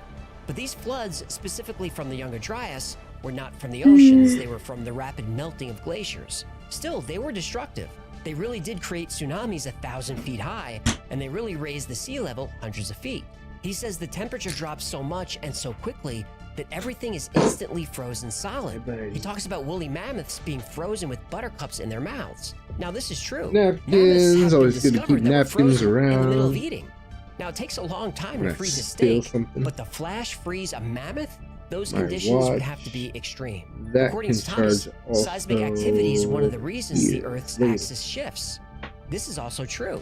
NASA found that the big Indonesian earthquake in 2004 shifted the North Pole about 25 centimeters And for my east, notebook. and the Earth's rotation sped up, which decreased the length of a day by 2.7 microseconds. In 2010, an earthquake in Chile did the same thing. The Earth's axis shifted and the day was shortened again. In Japan the following year, I'll it put the music back happened off for a again. minute. Is this a concern? Not really, no. Earthquakes speed up the Earth a little bit, but the moon slows it down. Things stay pretty well balanced. The shifts aren't anything to worry about. Now, the shifting magnetic poles, that is a concern. We know the Earth's poles flip-flop. North becomes south and vice versa. And geologically speaking, it happens a lot. It's happened hundreds of times. On average, the time between shifts is about Keyboard. 300,000 years. But we haven't shifted in almost 800,000 years, so we're way overdue. Use the laptop Well, keyboard, because when lava so cools, it creates a record of the orientation of past magnetic fields, like a tape recorder records sound. Ooh, that's pretty cool, actually. The I don't poles need are the always moving. In the early keyboard, 1990s, the North Pole was drifting about 9 miles per where year. would I put this But that's been keyboard? steadily increasing. In fact, GPS is updated periodically to account for this. But GPS was being updated every 5 years, then every year, and now every 6 months. The pole is now drifting at almost 40 miles per year, and the Earth's magnetic field is weakening quickly. These are signs that a shift could be coming. If I'm So what then? Is that the end of the streaming, I world? have the Well, laptop life will go out on. Animals that navigate for using OBS, geomagnetism will be for my, confused, but in a generation for my or two, starting they'll figure it soon out. screen and my be right back screen. Those timers, those are all on a website. So I need it going to the computer through OBS for the computer to have, or for my stream to have these, what do they call them? Layouts, something like that. Shifts. As we approach a pole shift, the Earth's magnetic field gets tangled up and extremely weakened. This leaves us vulnerable But- to solar activity. Solar winds, storms, coronal Yeah. mass ejections, these are bad. Without our magnetic field to protect us, satellites will get fried if they're not hardened. Rates of cancer will increase dramatically. And if you think climate change is a problem now, Climate change is not a problem now. yeah, it is. Don't be a sheep. Either way, the climate will be very unpredictable. But the biggest danger is our power grids. High enough solar activity could knock out all electricity on Earth for days or weeks, maybe months in some places. To say there will be civil The unrest power grid, is you a huge guys. understatement. When Dr. Chan Thomas released his book, The Adam and Eve Story, it was dismissed as pseudoscience. But in the 50 or so years since it was published, a lot of his claims can be proven. It would seem that, in some cases, the difference between pseudoscience and real science is just time. And if just a fraction of Dr. Thomas's predictions come true, our time is running out. Thank you so much for hanging out with me today. My name is AJ, that's Hecklefish. This has been the Y-Files. If you had fun or learned anything, do us a favor, subscribe, share, like, comment. I know I'm a broken record, but that stuff really helps the channel. And like most topics we cover on this channel, today's topic The was recommended Y-Files, by you guys. So if It's in there's our a story you'd background like while to we see fix or up the learn more room about, and go to the connect some more stuff in. Special And thanks to our patrons who make the here show we are, we're possible. doing it. Without you, Without you patrons, I'd still be waiting tables at that biker bar in Queens.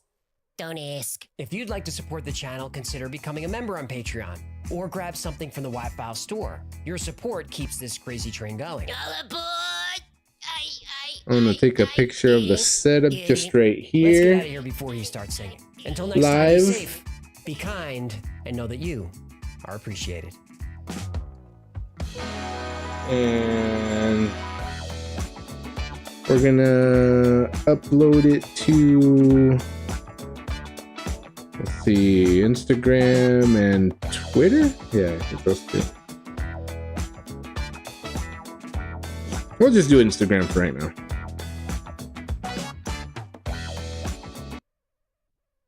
These things happened. Alex and Oh, Donna maybe I shouldn't Martinez post it were with looking through their old Buddy's photos to win logo their on wedding there. video. Maybe I should They put found my one where logo Donna on was there a and then kid in post it. 1980 Yeah, we'll do visiting that. We'll do Disney that. World. We'll do that. They looked closer at the photo.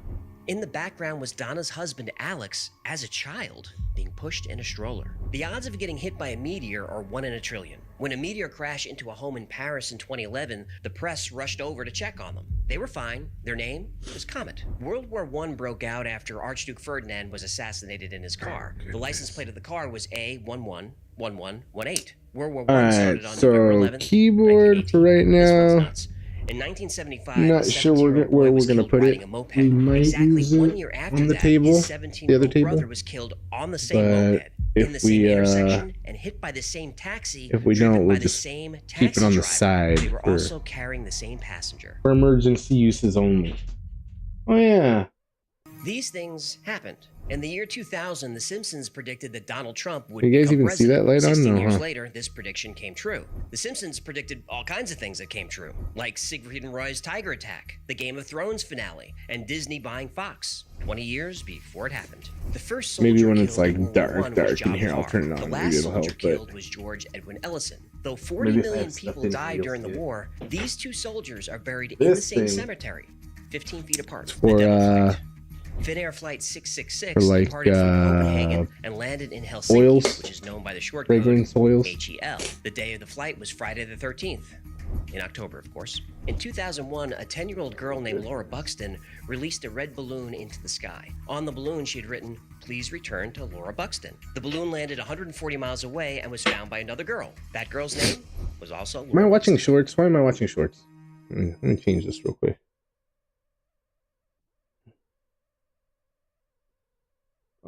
It's all a simulation. No. Why? All right, let's see. This is the It's a good greatest episode sleep too. innovation I remember. ever created. I remember. It's the patented GelFlex grip So tired, you inside guys. every Purple mattress. Only It's only been an hour and 14 for this stream, so we gotta at least get to 2 hours at the very Is this least. reality? It'd be We're nice if we could hit 3. experiencing something right now, so But maybe I the don't better know. question I don't know, is, you guys. what is reality? What is Could reality? Everything we see, everything we experience, everything that exists in our entire universe be artificial? What's up, Supporters of Kelsa? simulation theory I don't believe know, that Hyde. not only is What it is possible up? that we're living in a simulation, it's likely. And the more we look for You guys haven't evidence, seen the more we that find. 70s show? Check Let's it out, find dude. why. Super funny. Great show. Funny. The idea of the universe being a simulation is not a new one. Theories exist in ancient cultures around the world. Modern simulation theory comes from Nick Bostrom, a philosopher at Oxford who wrote an influential paper on the subject in 2003. Assuming that living in a simulation is possible, Bostrom presents the simulation trilemma, which says one of the following must be true. 1, we destroy ourselves before we're able to create a simulation. 2, we're able to create a simulation but choose not to. Or 3, we are definitely in a simulation. Bostrom believes each of these is equally likely to be true. Now, I don't think that's controversial. We use computer models to study the human population, predict the weather, for entertainment. We simulate everything. And when a civilization can create a realistic simulation, the most obvious one to create is that of its own early existence. Bostrom calls this an ancestral simulation. And a civilization that can do this wouldn't just create one simulation, it would create many. And those simulated civilizations might create their own simulations of the universe, and on like Russian nesting dolls of reality. Now you're a That's scary to think. Russian nesting dolls of reality, I dude. want to invent a computer, so you do. Simulation just Hey, goes I wanna on create and a world on. in my computer. And then that world creates a world in its computer. And then you have simulations all the way down. When Elon Musk was asked what he thought the chances were that our I reality want is this the in here. original base reality, The odds that we're in base reality is Mad Max. Neil deGrasse Rick Tyson is a little Pop. more conservative. He thinks One of the the odds that bigger we are ones. in base reality versus a simulated reality is 50-50. There's a bunch of holes in it up on 50-50 top chance from my that cat everything chewing we through it. experience is artificial. Punk That's ass cat. still Look at all pretty those high. holes, And dude. even though we Wow. mostly hear what scientists think Wow. about this, it's not scientific theory. Simulation theory isn't math, it's philosophy. It isn't physics, We don't it's really need metaphysics. this out. Oh, So I what put we it on my need top is shelf hard that we just put evidence up. that we live in a simulation. And to find proof, all you have to do is look.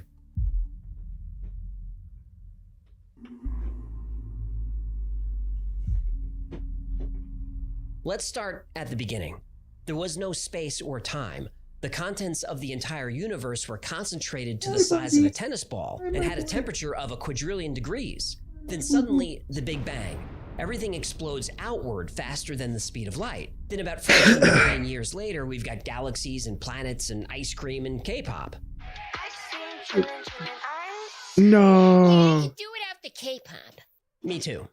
Okay, if before the Big Bang there was no space and no time, what was For the there? What chair. about the beginning of the universe from the religious point of view? God created everything. Fine. Where was he before? What caused the Big Bang to happen in the first place? Or what made God decide to snap his fingers or wiggle his nose or whatever he did to make everything happen? If you ask a physicist to explain what existed before the universe, they'll give you an answer about quantum foam, dark energy, or something just as bonkers as the Big Bang. Ask a theologian what existed before All God created the right. universe, and you'll get an It's hanging answer for a equally bit, as signing confusing. off. Sleepy up since 5. We'll universe was go just to bed, sitting get there that dormant. rest, catch Then some Z's. someone somewhere Have a decided great to boot up a weekend. We'll be program. on tomorrow, maybe, most likely, now that we got the are all room a the little bit laws of the better. universe. And thank you for being here. Thank you for watching, and we'll see you on the next one. The speed of light gets a value. There's code We're just for going to be Planck's listening to constants of mass, stuff speed, and and time. cleaning the room and Avogadro's plugging numbers stuff in there, and along with a trying bunch of different other rules that setups. govern And the behavior of everything yeah, that we'll probably be on for All part another of hour our or so, and then probably call it a Even night. consciousness Also, itself is part of our simulation. If you've never heard of simulation theory, then this might sound yeah. far-fetched. But some of the world's most respected scientists, technologists, and philosophers Hey, should I put believe this that on my it is mic? more likely than not Does this that we help are at all? living in an artificial Can you guys reality. tell the difference? So, how do we Testing, prove it? testing. 1 2 1 2 1 2. No.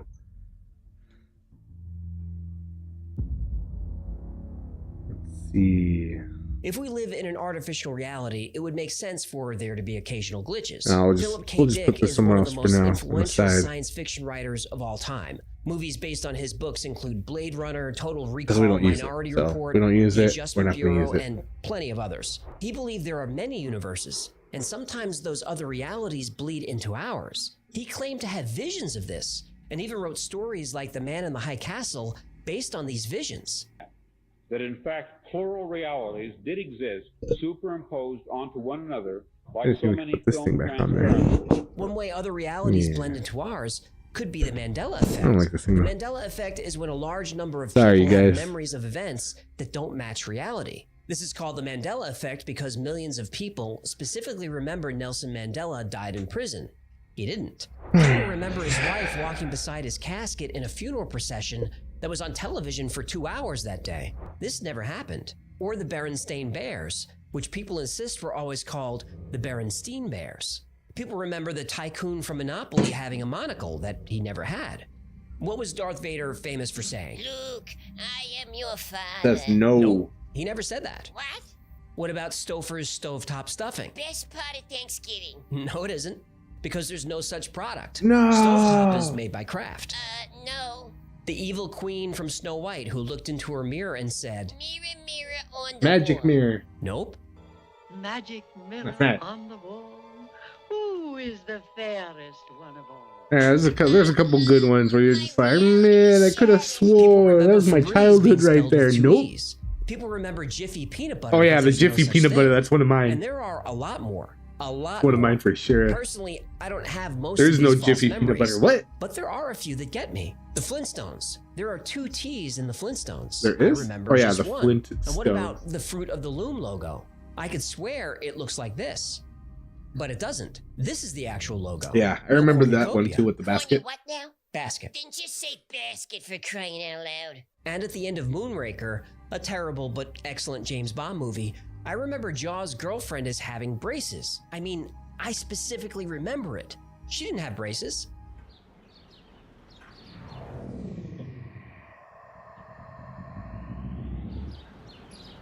I just can't get my brain to accept it.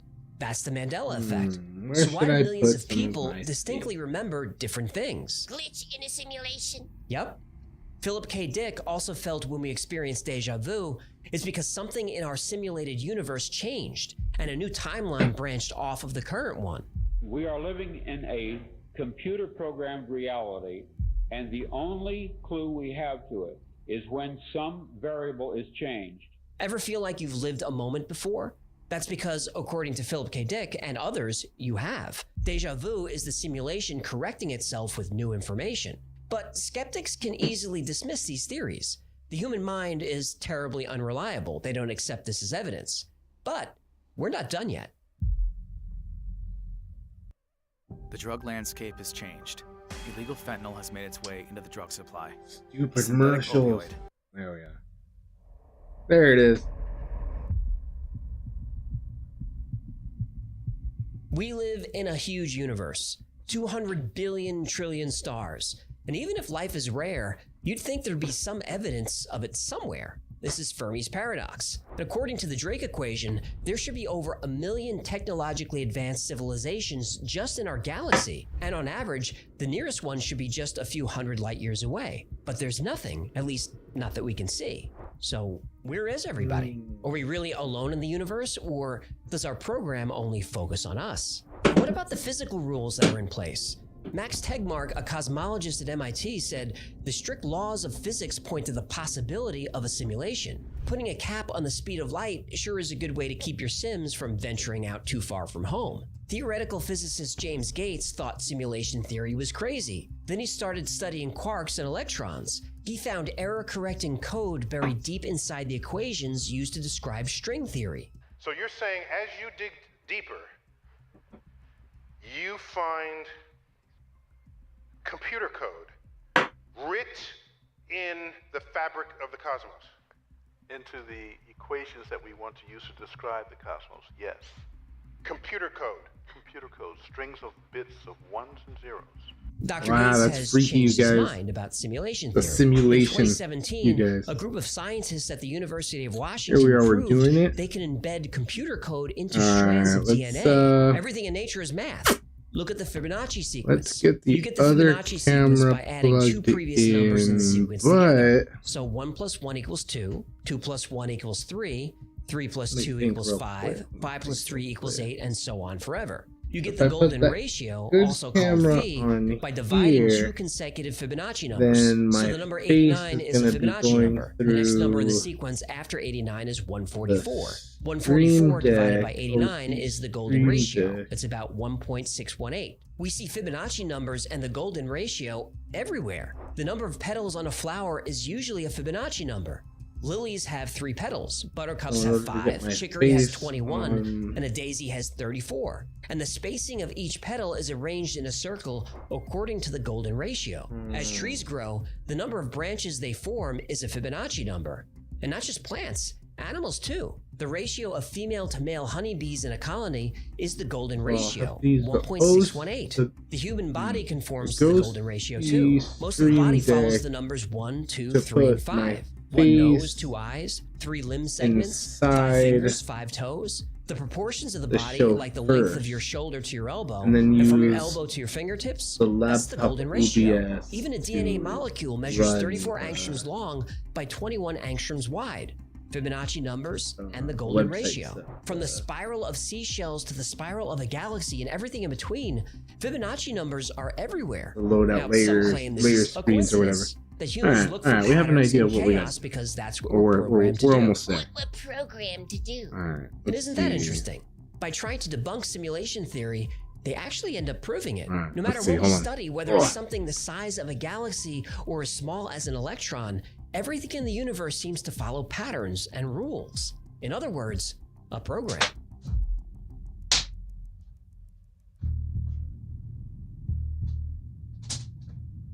To simulate an entire universe, you'd obviously need more advanced technology than we have. But that doesn't mean we won't get there. Moore's law says that computing power doubles every 18 months.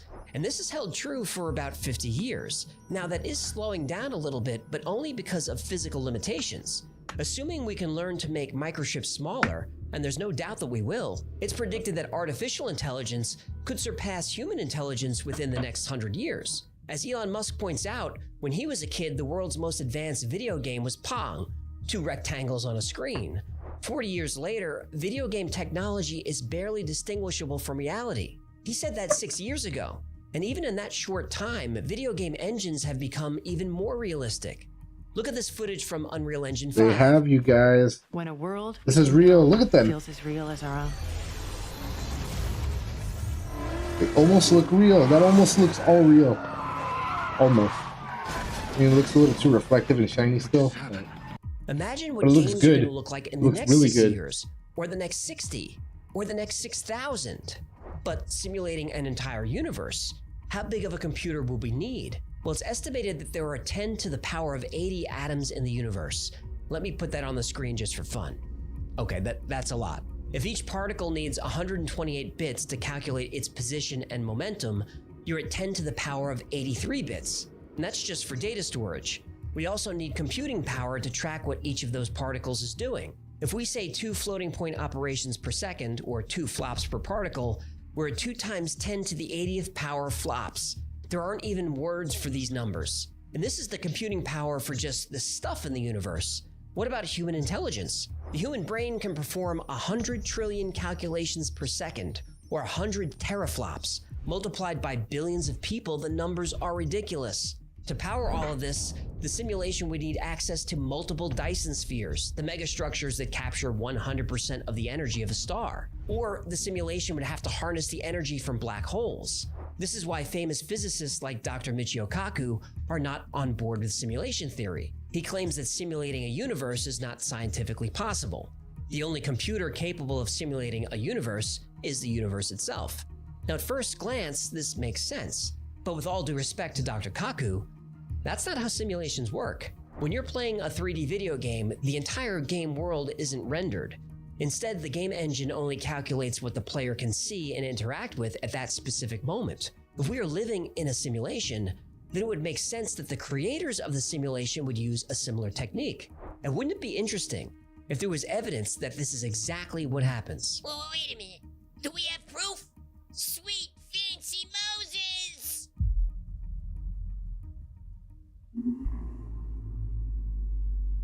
Supporters of simulation theory often point to video games as a way to explain, if not prove, that our reality is artificial. In a video game, the only data that is rendered is what the player sees or interacts with. If you're playing a video game and there's a car or building a mile away, that entire object isn't rendered. The game engine only renders the bare minimum of information to make the object look real. A distant building is rendered as just Alright, you guys, I got the camera plugged in. As you get closer, Take a the look engine at renders it. more details, but still, it's just a facade. The engine doesn't bother calculating what's inside the building until you actually go in. The game engine always knows how much data to send you and doesn't bother with anything else. If we live in a simulation, it would make sense that our reality is rendered the same way. And we could test this. Wait, Alright. what do you mean we can test this? So that Specifically, autofocus. we can use the double slit So experiment. eventually Here's we'll how it fix it goes. so If we fire it doesn't particles in a straight line auto at a everything. screen, after passing No through auto a single ISO, slit, no we would auto expect to see this focus. clumping pattern on the screen. If we try this with a wave, we expect to see a pattern like this. Like it goes from Particles are most dense in the good to middle of the noisy, screen, but radiate and it's outward, good and then noisy similar to the clumping again. pattern. Noisy, We add a noisy, second noisy, slit, noisy, it noisy, starts to get noisy, fun. noisy, When the waves noisy, pass through still the double noisy. slit, each slit creates It's probably its 'cause it's own too wave. dark in here, you guys. When those waves intersect, Killing they that camera cancel with each other the out. too much That creates a darkness. pattern like this. It's called an interference pattern. So, particles passing through 2 slits create clumping patterns. Waves through 2 slits creates an interference pattern. Make sense? Yeah, I'm with you. Good. If we fire electrons wow. through the slit, we see the clumping Look pattern at that, as you expected. guys. An electron has mass, so That's it's a good tiny bit of camera. matter. So if we fire electrons through 2 slits, we should see 2 clumps. But we don't. We see the wave interference pattern. This shouldn't be happening. What's going on here? For years, scientists assumed that the electrons were colliding with each other, causing the wave pattern. But in the 60s, the experiment was modified so that only one electron at a time was fired through the slits. There was no way the electrons could interact with each other. Yet we still see an interference pattern. Scientists wanted to see what was causing this, so they added a detector to observe electrons as they pass through the slits. That's when things go from weird to paranormal. As soon as the detectors were installed, the interference pattern went away and the clumping pattern returned. Take the detectors away and the wave interference pattern is back. But that's a different result to what we had earlier.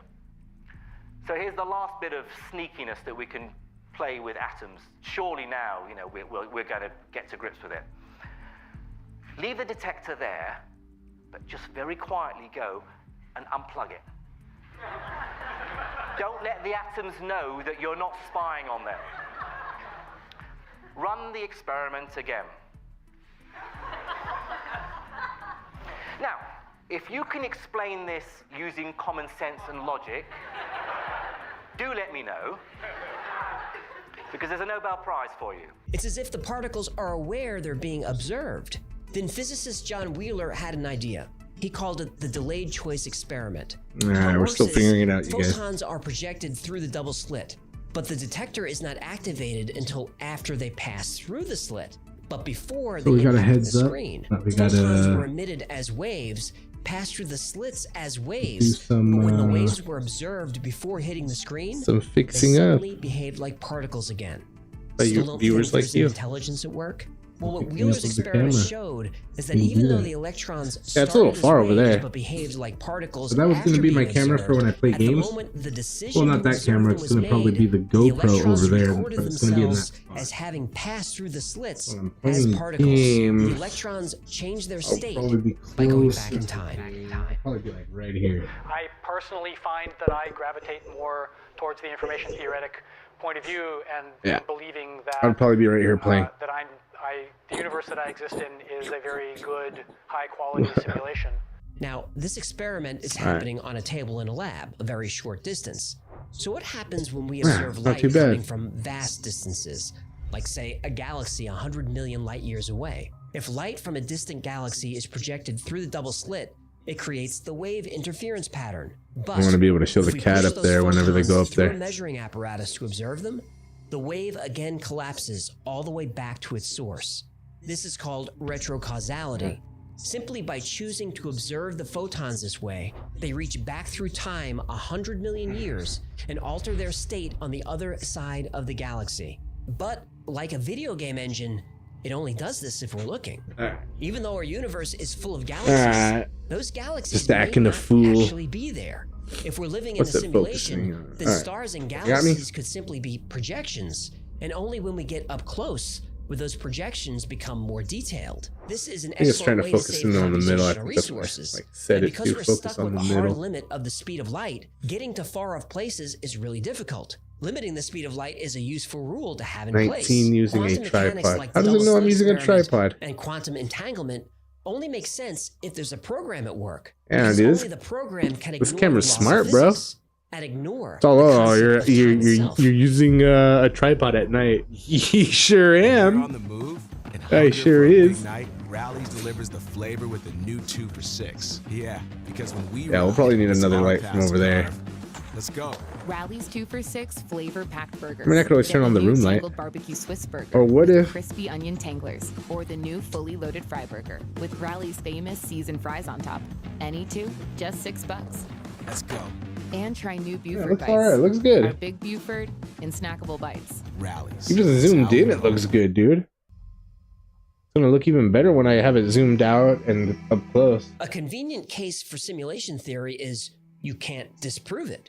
The Big Bang, that was the simulation booting up. We haven't found aliens? They're not in the simulation. How come UFOs seem to violate the laws of physics? Well, because they're programs operated by the simulation creators. Yeah, but who created the simulation? Well, that's the big question, isn't it?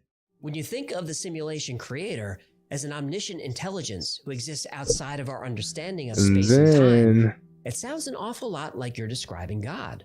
And just like you can't prove we're not in a simulation, you can't prove there is no God. If something miraculous happens or something horrible happens, You can say it's part of the simulation, Cable for just the as easily as you can GoPro. say it's part of God's plan. Something To I find very USB-C, interesting is that not many to believers HDMI. of simulation All the theory HDMIs are pretty fierce much taken up. atheists. They Well, I'm not dismiss going to the be idea of playing God as PS4, core Nintendo superstition. Switch, and There Xbox are plenty of 360 all at the devoutly same religious time. people who But they're all dismiss plugged in that provable way I can just science switch like between them. evolution and the age of the Earth. People on the religious side I don't say need that if there is more no than God like and 2 life is camera just a angles, right? simulation, then I don't think nothing I do. matters. 1, Without God 2, to guide us no. and sometimes I punish mean, maybe us a third depending on what we eventually, believe, but our actions right don't have now, consequences. two's I perfect. disagree. Even if we don't Got live in camera base 1, reality, we still live in camera 2, our actions camera here 1, do have consequences. camera 2, and then back to camera 1, Faith and science are not compatible. Isn't this and hypocritical? then back to camera 2. Whether you believe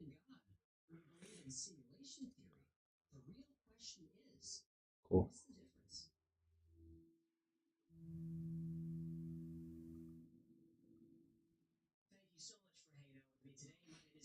Yeah, AJ from the Y-Files. I recommend them. They're pretty good.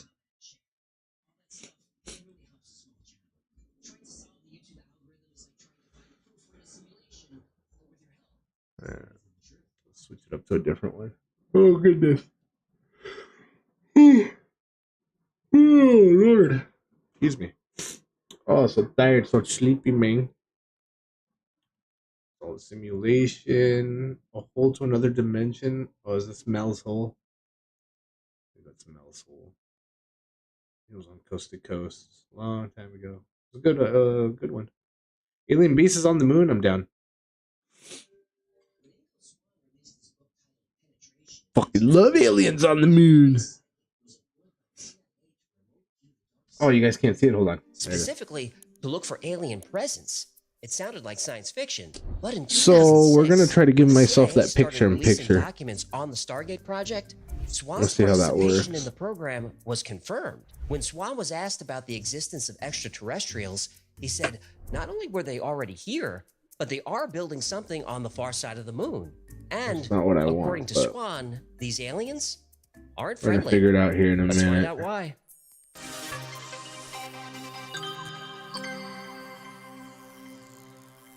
When Ingo Swann was a child, his family noticed he had psychic potential. When he got older, he wanted to explore this talent, so he began volunteering for experiments in ESP. At first, researchers tested Swann to see if he could influence plants with mental activity, or alter the temperature of an environment using his mind. And Swann was successful enough that more and more scientists became interested in him. But it was a few years later where Ingo Swann would find his specialty. In the early 1970s, Swann was part of a study for the American Society of Psychical Research. And this study involved Swann sitting in a chair and attempting to project his consciousness into sealed boxes, which contained symbols that Swann would try to read. During one experiment, he was asked to see what he saw I'm just inside the trying to fix box. memory And one Swann up. said he saw nothing, just darkness. The researcher was disappointed and said, "Oh, that's too bad, let's try something else." Swann said, "No, I see darkness because the light bulb inside the box is burnt out." The researcher was puzzled. He walked over to the box, that opened it, and one? sure enough, the light was out, and a star was born. Go with source. Ingo Swann's success in these early experiments got the attention of the Stanford Research Institute. You might remember the SRI from our Project Stargate video, which I'll link below. SRI had been remote viewing places around the world for years, but once they found Ingo Swann, who was extremely successful at this, they wondered if he could remote view other places in the solar system. There was an experiment in 1973 where Ingo Swann was asked to project his consciousness to the planet Jupiter. At first, Swann rejected the idea. Ingo Swann never wanted to remote view anything that couldn't be confirmed. There are plenty of frauds who claim to have psychic abilities, and Swann valued his reputation. He didn't see any value in going to Jupiter if his observations couldn't be confirmed. But the researchers at SRI told Swann Jupiter was chosen because NASA had probes on the way there right now. So Swann agreed. And he made a lot of observations about Jupiter that the Pioneer probes soon confirmed. He saw a hydrogen mantle, rotating storms like cyclones. He mentioned high infrared readings, the colors of the clouds, and ice crystals in the atmosphere. The probes confirmed all of this? They did. Skeptics will say all these we don't have observations to could do be that one. deduced, like, of course, Jupiter has violent storms, we can see them. Same with the color of clouds, infrared, and atmospheric ice crystals. Even if we can't Alright, see this cut that stuff, one off. we can deduce that they're there. But Swan saw something else, something new. He said he saw a ring around Jupiter, just like Saturn's ring. But Jupiter's ring, according to Swan, there's a black was much border right smaller there? than Yeah, we'll take the Saturn's black and closer to border the off. planet. He said it was made up of dust and tiny asteroids. This was not something we could see from Earth, or even assume was there. Did the probe see the ring? The Pioneer probes in 1973 The and bottom 1974 did not Cool. see a faint ring around Jupiter. Oh. But when Voyager 1 passed by Jupiter in 1979, Tell me there was a ring. Let me There do was the a ring. size again. Bigger, and we'll do position. Am I too big right here?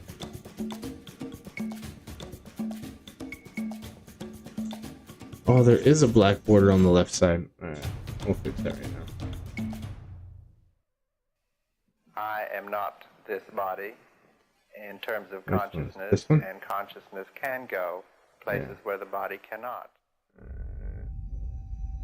Ingo Swann was so accurate as a remote viewer that people began to right take there, I notice, think. specifically the United States government. Of course. In March 1975, Ingo Swann received a call at 3 in the morning. He was told to go to we could put Washington it at and the visit end. the Museum of Natural History. There he should stand near the elephant in the central rotunda at noon. So he does. Right on schedule, a military-looking man approaches him and hands him a card. It Alright. reads, "Do not speak or ask questions. This is I for our think safety that's as well as it. yours.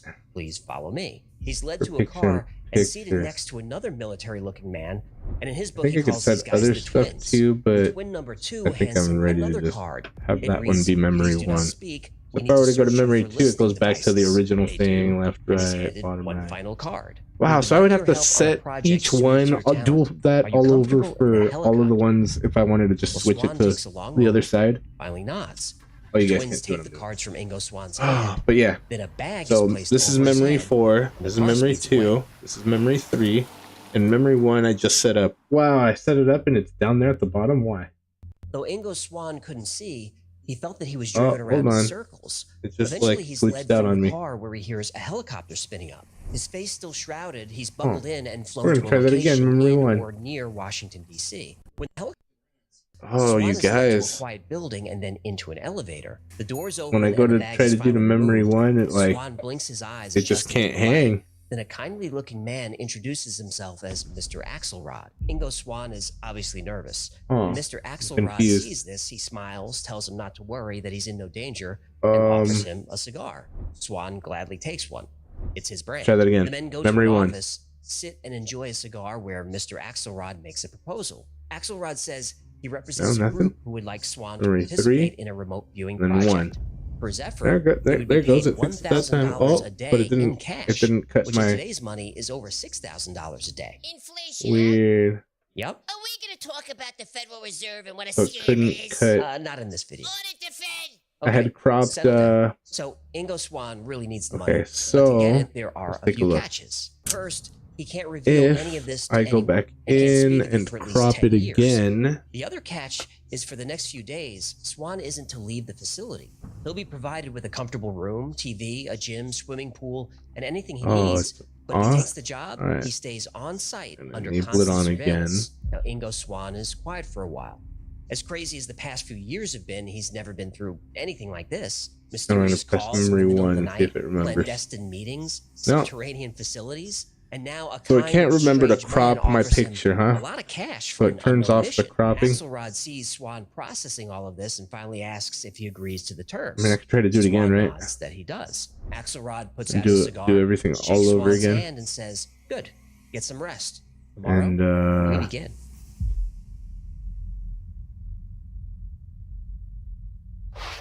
And it has very distinct features get it of to a turn satellite off dish. the It's got the dish whatchamacallit. itself, the crater shape. It's got a long Mask. spike that appears to come out of the middle. Also, it looks exactly like a satellite dish on Earth looks. The next morning, Axelrod tells Ingo Swann that he'll be remote viewing the moon. And Swann is confused by this, but Axelrod reminds him, No questions. right. And Swann is given a list of coordinates Alright. and goes through them one Let's by see. one. Some locations he doesn't see anything, Everyone, but no, others just he was going able back. to We're view just gonna large start over. cliffs, see craters, dunes In fact, of we're white just gonna do it powder, from right here all and the see if things it you'd expect remembers. to see on the moon. Finally, Swann comes across something Picture, interesting picture. and confusing. He describes Uh, seeing tracks on the surface. on- Tracks that seem to have been made by tractors or some kind of machinery. He sees patterns that look like they were made by wind, even though the moon has no atmosphere. Supposedly. Remember. Swan gets the Alright, sense so that hopefully there is I remembered atmosphere it this there. time. Then Swan moves into a crater which is filled with a my green other- haze. No, it's fine. Something is Alright, generating so memory light, 4. and Swan notes that the light Okay. is diffused. And diffused Then light memory isn't 1. possible on the moon. You need an atmosphere to scatter No, the it's light. like So not- if it's it's just not not the coming up. atmosphere, what is it? He moves closer to the light. Swan sees something that looks like an Probably like airfield. He something they have describes to large fix. Some of those structures like glitches that they have hangars, to roads, towers, and get the machinery. kinks out. Across craters and chasms, there are bridges, evidence of a lot of activity, industrial So what, activity. memory 1 doesn't Cut work into anymore the now? rocks are perfectly round Memory 4, holes, memory 3, like they were memory dug 2, with memory large 1. No, earth-moving no equipment. memory 1 He now. moves to a different location Alright. and sees some structures emitting light of all different colors. Swan goes in for a closer look. The domes have windows, and even though the area was So, dark, you no can see a memory fine 1? mist No. inside the structures. And that Let's try it same again, eerie green starting glow. from scratch. Swan Memory 1, moves let's go. closer. He goes right up to the windows. Inside, Memory he describes 1, humanoid figures that menu. look almost like us. He describes this Actually, as an no. area of high activity. Whoever or whatever these beings are, they're very busy, and Swan continues to observe, There we describing go. everything he sees. Suddenly, two of the beings, Memory then three, 1, then a dozen, then more, picture they in just stop. picture. They turn to the window where Swan has Source. projected himself. This makes Swan very nervous. 4. He says they see me. Then calmly but urgently, Axelrod says, come back now. Swan says, they're pointing at me. Axelrod tells Swan firmly, please come back quickly away from that place. Swan wills his consciousness back and slowly opens his eyes. Finally, he turns to Axelrod and says, you already know they're 1 up psychic, don't you? 1. Axelrod takes a deep breath and says, the experiment is over. It's time for you to go home. Neil and Buzz were on the lunar surface. Neil switched Order. to the medical channel and spoke directly with the chief medical officer, saying, they're here, they're parked on the side of the crater, they're watching us. How come I can't see the Though little Ingo Swan's moon picture in experiment picture was over, while I'm doing Mr. this? Axelrod and the secret organization wasn't quite finished with him. About 6 months after leaving Washington, D.C., Swan was in a supermarket. While doing some grocery shopping, he spotted a stunning woman. He describes her as one of the most beautiful women he'd ever seen. What was she wearing?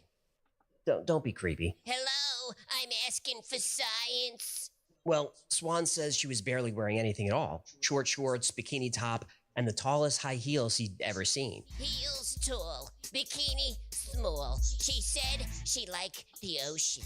Excuse me? LL Cool J, I'm going back to Cali. I don't think so. Nice. Anyway, Swan was obviously Let's very try taken that. with this woman because the chapter in his book, It's Barely Safe for Work, he says when he saw her, he felt a wave of electricity going through him and felt tingling for his body. Suddenly, he felt the hair on No, the you back of guys his just neck can't stand up. hang. And in that moment, he had the distinct feeling that she was an extraterrestrial. Now, Swan was very aware of how ridiculous this sounded, and he was about to chalk it up to him simply being smitten at See, the it's sight like of her. over there now. But then he turned around and saw the twins. Wherever from I the put moon it, that's where experiment. it. So he panics and runs Doing out of the it. store. But later that evening, he receives a phone call, and he's told to fly to New York immediately and be in Grand Central Station the next morning and wait for contact. Oops. Of course he goes. When he gets to Grand Central, he sees one of the twins standing near a payphone. Oh, so he strange. gestures at Swan to come over. I put it The down phone there, and rings. that's where I'm at. It's Mr. Axelrod. Axelrod asks all kinds of questions about his interaction with the woman, and Swan relays the story. At first, Axelrod is suspicious. He demands to know if he knows her, if she saw him, if she might be following him. Now, Swan doesn't understand any of this, and he starts to become frightened, and tells Axelrod he's never seen her before and has never had any contact with her. Now, finally, Axelrod tells Swan, just stay away from her. Swan asks who she is. Axelrod says, all you need to know is that she's very dangerous. Swan says he understands, and they chat for a while.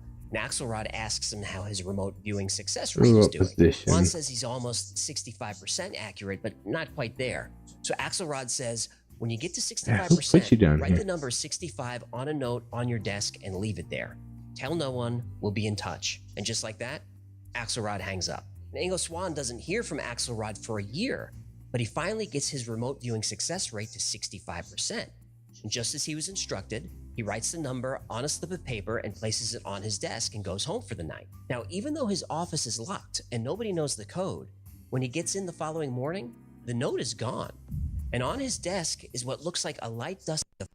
It just like resets. Scribbled 2 words. These memory things suck. Contact. A few days after Ingo Swann was told to expect contact, he was heading to the university cafeteria when Mr. Axelrod appeared. Axelrod walked right up to Ingo Swann and shook his hand and asked if he could get away for 3 or 4 days. Memory 3, memory 1. Axelrod smiled For at some him reason and it's asked, down there. "Have you ever seen a UFO?" We're gonna record memory 1. We're gonna open the menu. Go down to picture in picture. We're gonna go to source. We want 4. Good. Size.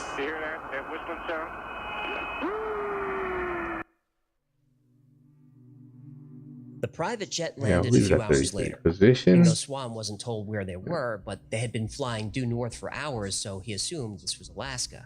It was the middle of the night and very dark and desolate. Mr. Axelrod, the twins, and Ingo Swann then climbed into an unmarked van. Okay. Swann was given a thermalized jumpsuit and asked to remove everything metal. They drove 2 hours through winding mountain roads before stopping under a group of pine trees. There. Axelrod said that it's very important that we're as quiet as possible. It's a 45-minute hike to their destination, and they can't talk or make any noise whatsoever. Swann nodded in agreement, and they ventured out into the wilderness. The twins were wearing what Swann thought to be night vision goggles because he could barely see a few feet in front of him. In fact, during some parts of the hike, he had to be led by the arm so he wouldn't fall into a creek or a hole or stumble over unsteady ground. Oh, we They got finally fireworks, you arrived guys. at the edge of a lake, and Swann asked what he was supposed to do. Axelrod whispered that he should just observe and observe in complete silence, and also to be as That's still good. as possible. Axelrod said they detect heat, noise, and motion like mad. Swan's eyes Oh, more went wide fireworks. and he mouthed the word, "They?" Axelrod just brought his finger to his lips as if to say, "Shh." So, the 4 men sat in silence for a long while until one of the twins made some kind of hand gesture. Axelrod said, "It's begun." At Okay. first, Swann didn't see anything, just a fog coming Border? off the lake. No border. But slowly the fog began to Okay. change. So after I'm Swann done with said the fog that, was I emitting press light. At first, memory neon to blue save and slowly lock in all the changed to settings. what he Ready? called angry Save. purple. The fog started getting Now, thicker will and it thicker, save? and then up from the We lake, shall see. a triangle-shaped craft emerged. It was about 90 feet wide and emitted a pulsing hum. All right, Suddenly, ready? Let's go beams of memory light were shooting 3, from the which will craft, be the hitting bottom different left corner. locations around the area. One of the twins whispered, All right. "We And have let's go to back move." to memory 1, which So they should, did. should be And then a beam of just what we energy just hit the did area and where the what men you saw. were, Ready? and Swann Memory 1. remembers hearing a Oh, loud it's there, but crack it's like with the lightning. border. And Swann was so stunned he couldn't So move. maybe I just He had to can't get rid of actually it be with the dragged border. from the area. And Swann looked over his shoulder and saw water from the lake somehow being pulled into the craft. He described it as a Let's reverse switch 'em, waterfall. switch 'em, switch On the 'em. drive back, everyone was Switch 'em. completely silent. Swann just stared out the Alright, window. we're gonna get trying that to corner absorb one fixed everything one he more just saw, time, piece it hopefully. together. When the van arrived at the Memory. airport, the sun was starting to come up. Swann said, "I finally know what's going on." Axelrod Okay. said, "Go on." Swann We're said gonna confidently, go "This was an unmanned drone." And Axelrod, like border always, never confirmed or rejected off. Swann's ideas. He simply asked Swann to continue. And we're gonna go Swann to said, position. "It's a resupply mission. They're mining the moon and they need our water." Axelrod smiled at this. He didn't agree, but he didn't disagree either. Axelrod shook Swann's hand, thanked him, and gestured toward a waiting plane. Ingo Swann would be flying back alone, and he never saw Axelrod or the twins ever again.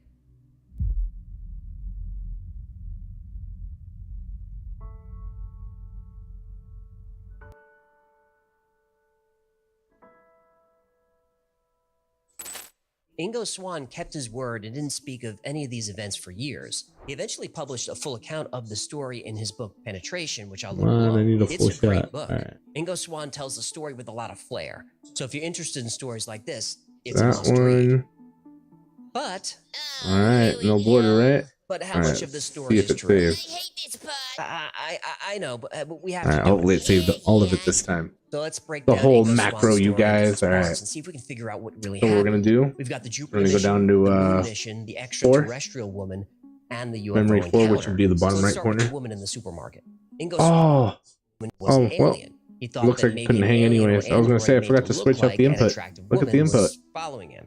Now, this was the chapter that was most difficult for me to believe. They won't even switch down there. I think he saw the woman, but she was Yeah, probably yeah. human. We need an He was update under for this. surveillance Still by the got twins some who we jank of now a know as memory. CIA operatives. Now when I try to think go the to most any logical memory, it's not explanation working. Is that she was a Soviet spy. 2 doesn't work. Yeah, I 3 think so. doesn't work. This was the 1970s. 4 And doesn't during this time, work. the United States and Soviet 1 Union doesn't were in the work. middle of what you might call a I psychic don't do anything arms now. race.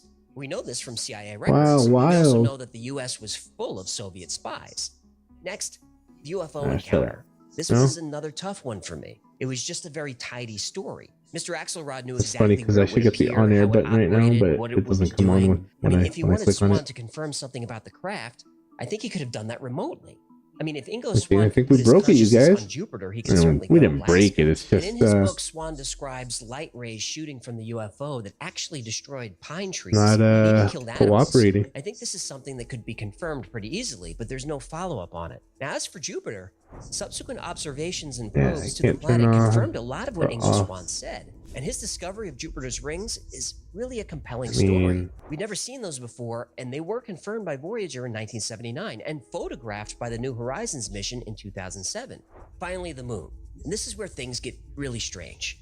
The CIA had remote viewers projecting to Jupiter. Yeah, we're switching Mars, between and the stuff and the moon. lights Even aren't though the changing remote viewers' colors reports were anywhere. highly classified, they're not any longer. And their reports are remarkably similar. Yeah. The problem It's with the moon is janking that out. It's US janking out, you government guys. simply will not allow us to confirm the details. There are reports of Alright, let's astronauts see. hearing signals coming from the moon, but those signals are dismissed as interference. We have pictures of what look like You huge guys see it from structures over on there? the moon, but the pictures are fuzzy. Clicking buttons and and can the easily lights be don't refuted change. by skeptics as rock formations. What about pictures of the far side of the moon? Well, NASA has plenty of those, but they're very stingy with what they release to the public. And if NASA won't tell us what's happening up there, we're going to fill in the blanks ourselves. It's an indisputable fact that Ingo Swan was part of secret government experiments for years. If you search the CIA website, there are hundreds of documents that confirm this. I think our Everyone best who bet is worked just to with turn Ingo it Swan on and off. 100% believed he was telling the truth about everything he saw. Now, Swan admitted that he got things wrong plenty We of also times. need It was always another USB-C to USB-C. One of the good ones. That way we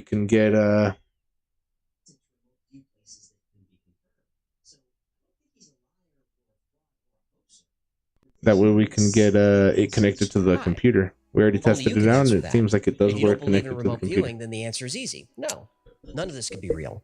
These are just stories created by someone with Let's an see. incredible Are imagination. we working But now? if you do believe in My remote macro viewing, good? as the U.S. government Let's go certainly memory does, 2. then Ingo Swan might have Memory revealed 3. the most important discovery of Memory humankind: 4. that we are Memory not 1. alone. The best stories Shit, are son, the I ones think that it's make you working now. reevaluate everything you've been taught, that make you question every truth you've come Oh, to wait, believe. it's not on, The story of Ingo my camera. Swan is one of these. Now, after Whoops. researching Ingo Swan, Guess not, I'm you left guys. with more questions than answers. But if enough of us keep asking these questions, one day, maybe hundreds of years from now, or maybe tomorrow, we'll finally learn the truth. And the truth, whether fantastic or mundane, that's all we want. What? Thanks so It much. says for no hanging out with memory me card, today. but there's My a name is memory AJ, card in that's here. Hecklefish. This has been the Y-Files. If you had fun or learned anything, do me a favor and like, subscribe, comment, and share. That stuff really helps the channel. And special thanks to patrons Jim H., Daniel, Mauricio, EW, Grant, Stella, Sam, Oh, but Dalton, the and everybody what says who no makes this memory channel card? It's the possible. You camera. guys Where are the best. Until next time, Where did be it safe, shut off? be kind, and know that you Oh, is it because the HDMI cable shut off? Oh.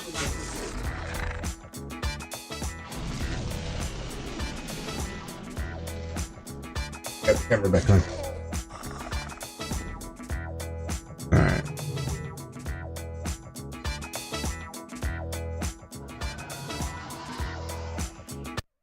Human feet have been washing up on the coast of the Salish Sea in Canada and the US. Between 2007 and 2019, there have been over 21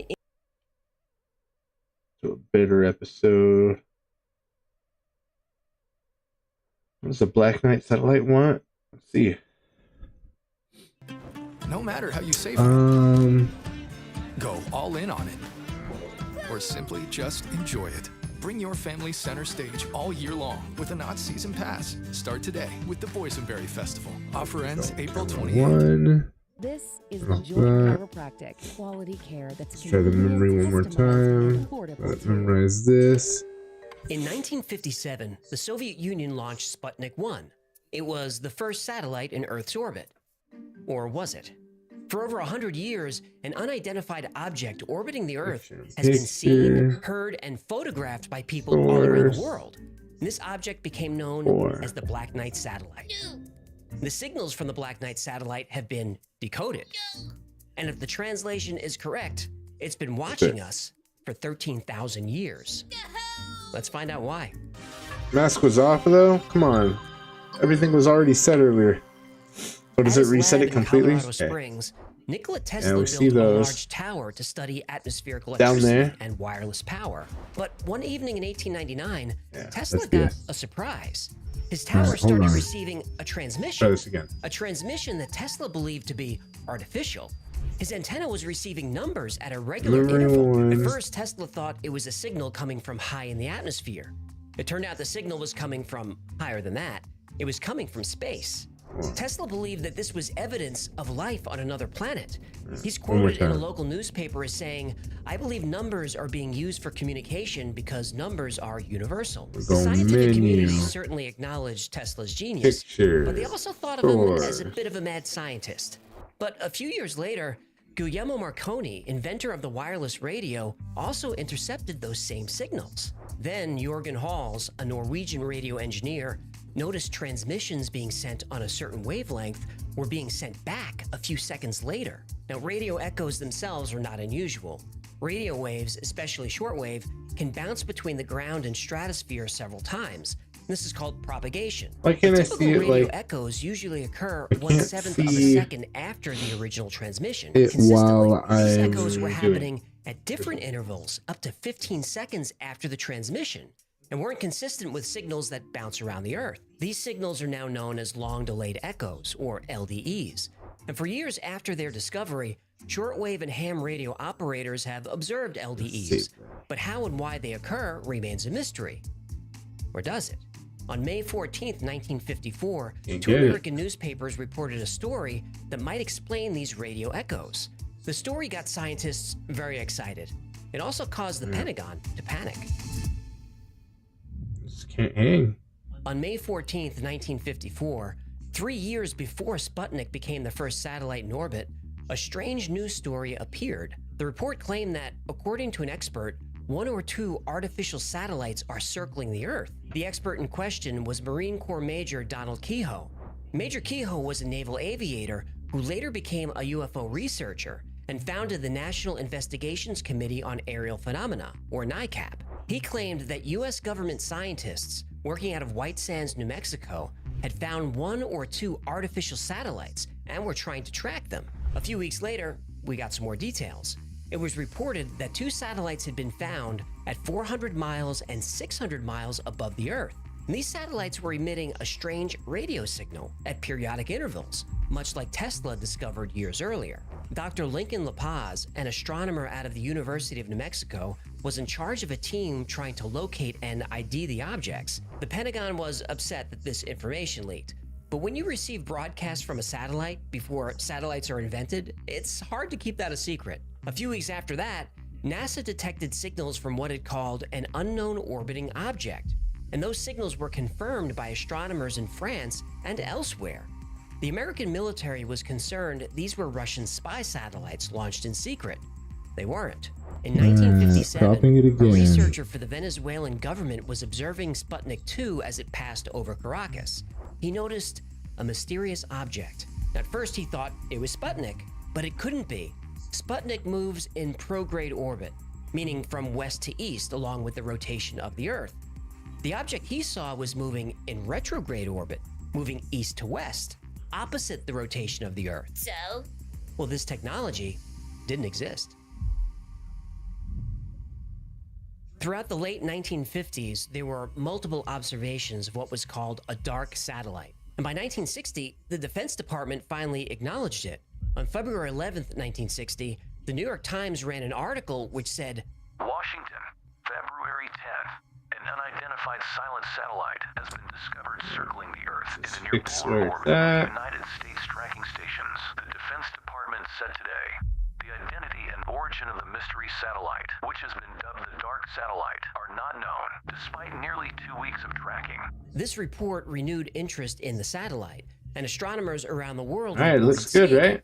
And what was strange about it was it didn't have a regular schedule. Now, it if appears some I nights, but not others. check They a didn't know different when to memory, watch is it going for to F me Now, up? this was the height of the Cold War, and the Pentagon was absolutely terrified that this was some kind of new Russian spy satellite that could appear and disappear at any time. And that year, Time magazine Yeah, even put it wrote down about there, the Black see? Knight satellite and how the Navy was trying to track it. And Grumman Aircraft And now it just, my thing contractor crashed. was tasked with tracking and photographing the All satellite. right, so this thing which they can't do did in August it can't do 1960. picture in But picture. that report and those photographs have never been released. In May 1961, the Smithsonian Observatory Probably can. at It just Harvard probably can't handle spotted the everything object. I'm They doing, even cropping reported it, this in taking the off the press with a statement. border.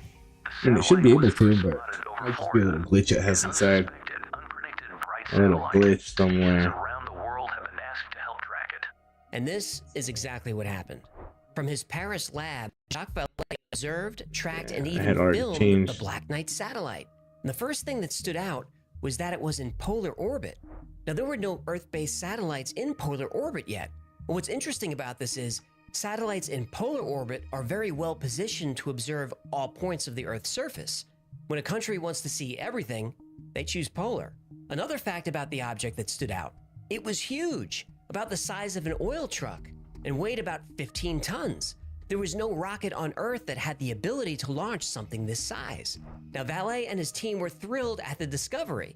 He compiled all the research, the photos, the film, put them in a large file, and delivered it to his supervisor. The materials were immediately confiscated, the photos were destroyed, and the film was erased. The official reason for destroying the film was that the observatory was embarrassed that it couldn't identify the object. Oh, that's a bunch of BS. I agree. So did Vallée. By the way, Vallée is still alive, and this is something that bothers him to this day. And he wasn't a UFO guy before spotting the Black Knight satellite, but he became one after. He's written 15 books and tons of papers challenging mainstream science and supporting the existence of UFOs. Yeah, this guy sounds alright for a Frenchman. There's like a pixel of border, even though The only I don't sighting of have the a Black border. Knight satellite came from astronomers and observatories on the ground. To Yeah, really borders prove the are existence of the Black Knight, we need an eyewitness to go to orbit and see it with their own eyes. And just 18 months later, that's exactly what happened. border position.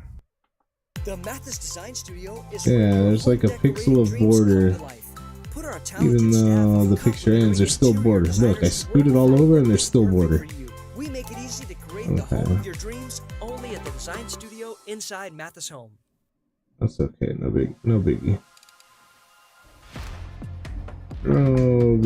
At least the top border we can get rid of. Kind of annoying though. Might as well put the top border in, that way it looks like at least there's pixels on all sides. Gordon Cooper Alright. was the stereotypical 1960s American astronaut.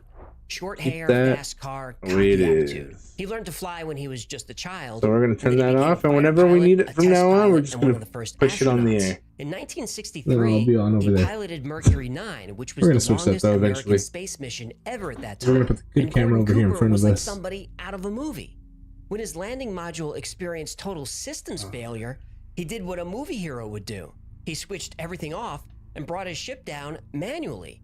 He splashed down safely just 4 miles off target. And this experience didn't scare him at all. He kept going to space and kept breaking endurance records. Here's how tough Cooper was. To this day, he's the only person to ever fall asleep during liftoff. He fell asleep while his rocket was launching. Yep.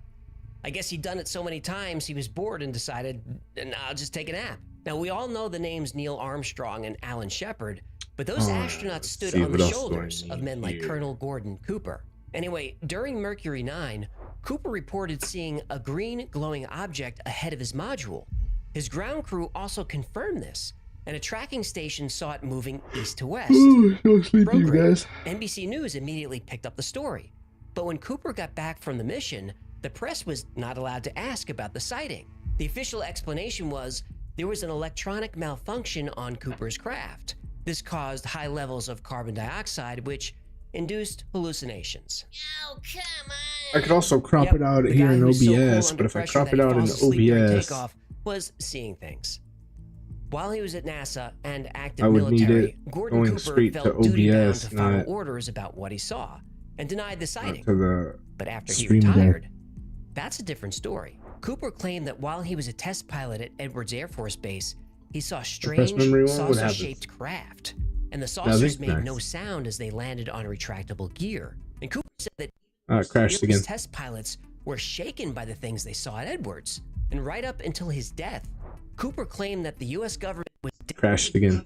So anytime I hit the memory buttons, it crashes. And you said you saw literally hundreds of unidentifiable flying objects. Let's see, memories. Yep, memories are good now. Except for one watch. Ready? Oh no, there it is.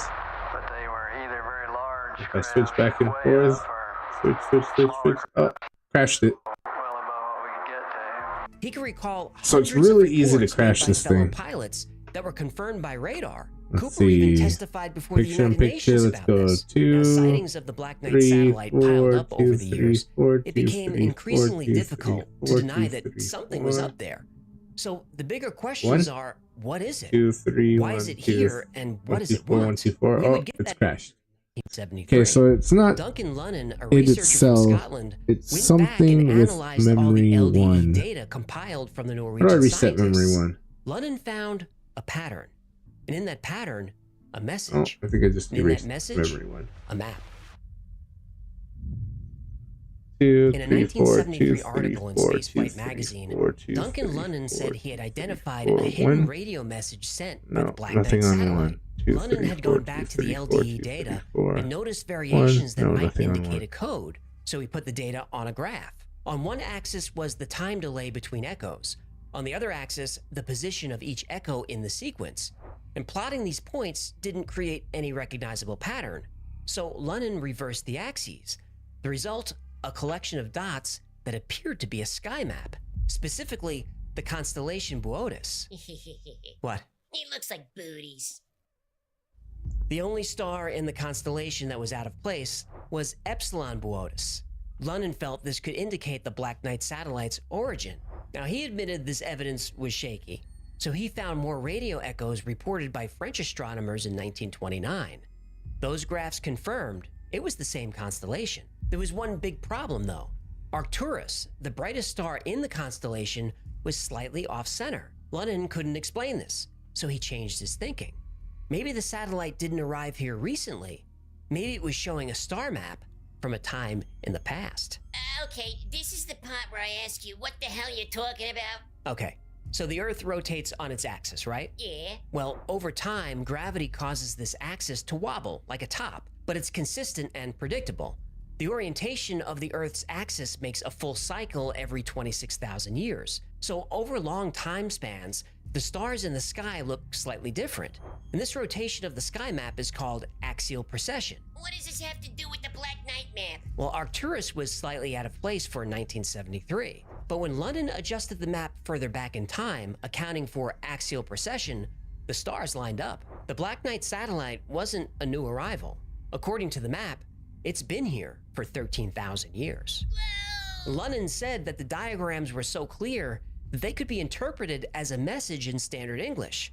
The Black Knight message says, Our home is Epsilon Boötis, which is a double star. We live on the sixth planet of 7, coming from the sun, which is the larger of the two. Our sixth planet has 1 moon. Our fourth planet has 3. Our first and third planets each have 1. I just did a whole bunch of setting changing blind because it doesn't show me what I'm doing when I hit the memory. Try 2, 4, 3, even though these reports were 2, in the New York 3, Times, 4, and Time then let's try 1 Magazine, and see what and it other gives me. mainstream news outlets, nobody, Hey, at that's least not that bad. officially, took the subject of UFOs or the Black Knight satellite seriously. But in Always gonna remember 1998, that now. everything would change. Oh, I remembered it down when there Space now. Shuttle See Endeavour how it took got this corrupt and it went down to the bottom? On December 4th, And I can't 1998, turn off the Space Shuttle Endeavour embarked on or switch mission any of them. STS-88, the first shuttle mission to the International Space Probably Station. crash here in a The primary second. purpose of this mission was to deliver and install a piece of equipment called the Unity node. Unity connects the Russian and American it's segments just together stuck where down the there. crew can share meals and hang out. But that wasn't the most notable event of the mission. On December 11th, Can't a open the series of menu now. photos were taken and released by NASA, and they show what appears to be some type of craft in Yeah, orbit it's around like the Earth. frozen again. The buttons are After frozen. 100 years of speculation, Not frozen, they we work, but they finally don't have light up proof of the way they mysterious should. Black Knight satellite. That leaves the question: why is Yeah, it I'm here? probably just stressing One the shit theory out is of it. that it's an alien probe sent Reset to it. monitor our species and our progress. Now, this would make sense that if there's an advanced intelligent civilization somewhere in the galaxy, they would send probes. All right. It's hot too.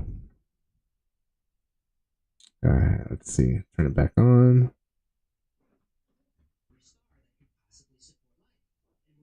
Yeah, it like glitches out. It turns on as if it was still on from the last time. Like all the buttons come on. Or could the How it signals was, be for and us? then it turns Could they off be again and sending us a resets. map as a sort of interstellar handshake? Or maybe it's not an alien probe at all, but a piece of technology left by our ancestors thousands or millions of years ago. There are multiple ancient texts that describe a dark object Memory orbiting one's the Earth. effed again. Some call it a dark arc that was put there thousands of years ago. And that arc contains DNA information of human-like species from long ago. Aware that some catastrophe was going to Now doom turn the this off. civilization, Take the they memory put their card out. DNA somewhere safe. Wipe the macros. And when the macros are wiped, here, let me play some music for you.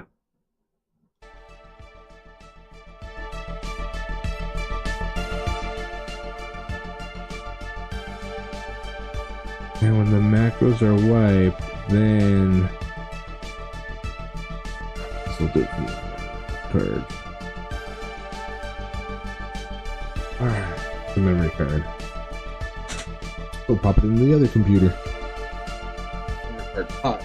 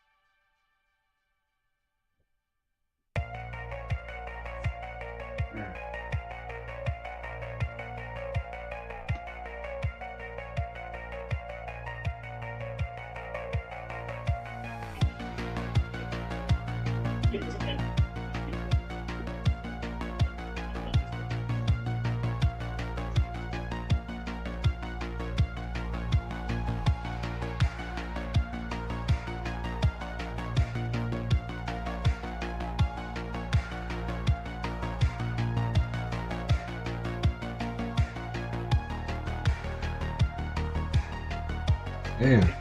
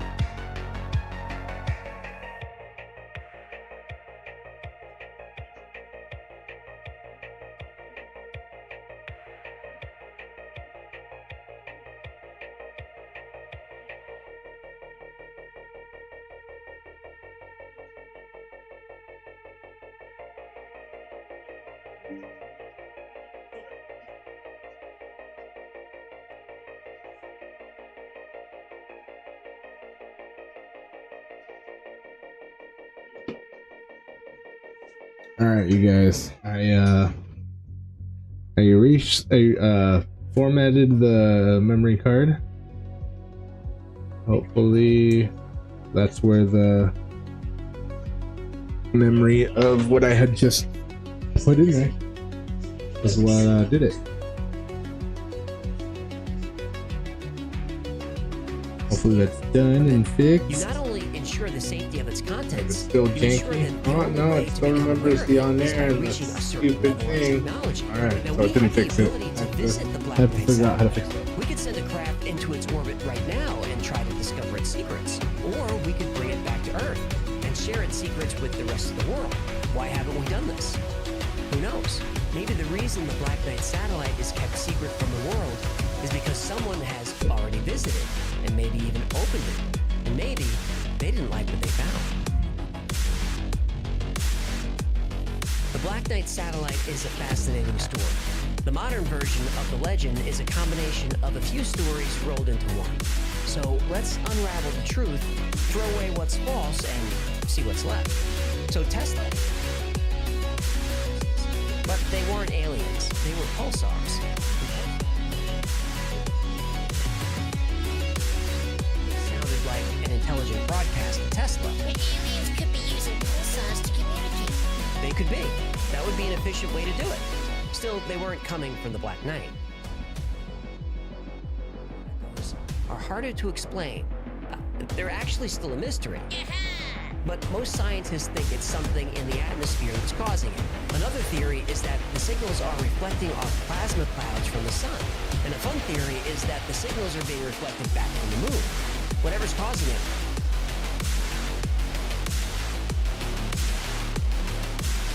it doesn't hold up to scrutiny. He later walked the claims back, saying,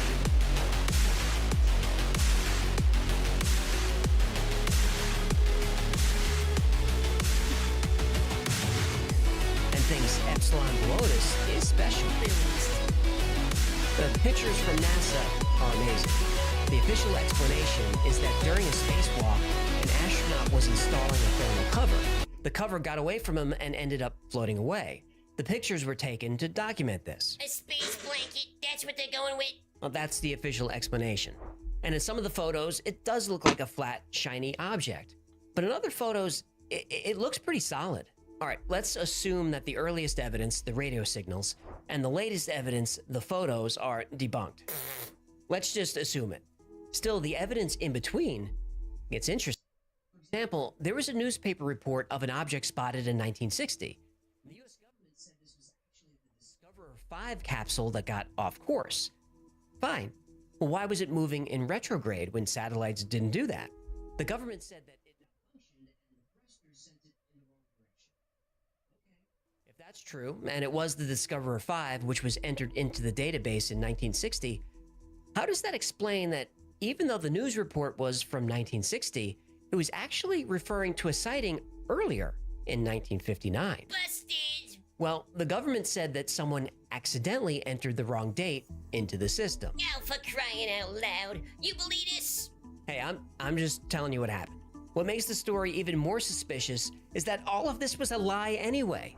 The military was using Discoverer as a cover story for the Corona Project, a spy satellite program. It kept that information classified for years. So let's assume that sighting is debunked. What about all the other evidence? Sightings from around the world confirmed by governments and private citizens. Why were photographs and film mysteriously destroyed? Why are there astronauts claiming there is an active cover-up? There are a lot of questions left unanswered. Now, do I think Tesla heard the Black Knight satellite? No. Do I think the NASA photos are the Black Knight satellite? No. Do I believe eyewitness reports from astronauts and astronomers who put their reputations in jeopardy by speaking out? Yes, I do. There is clearly more to the story that we're not being told. And because you're watching this right now, I know you care about the truth. So you have to keep asking questions. You have to keep the pressure on. And those in power will try to dismiss you. They will not take you seriously. But that too is a lie. Those in power take you very seriously. And they can silence one astronomer, and they can silence one astronaut, but they can't silence all of us. You could feel the dominoes about to fall. I feel it too. It's going to take courage for someone to push that first domino. But once it finally falls, they all fall. And when that happens, there's no turning back.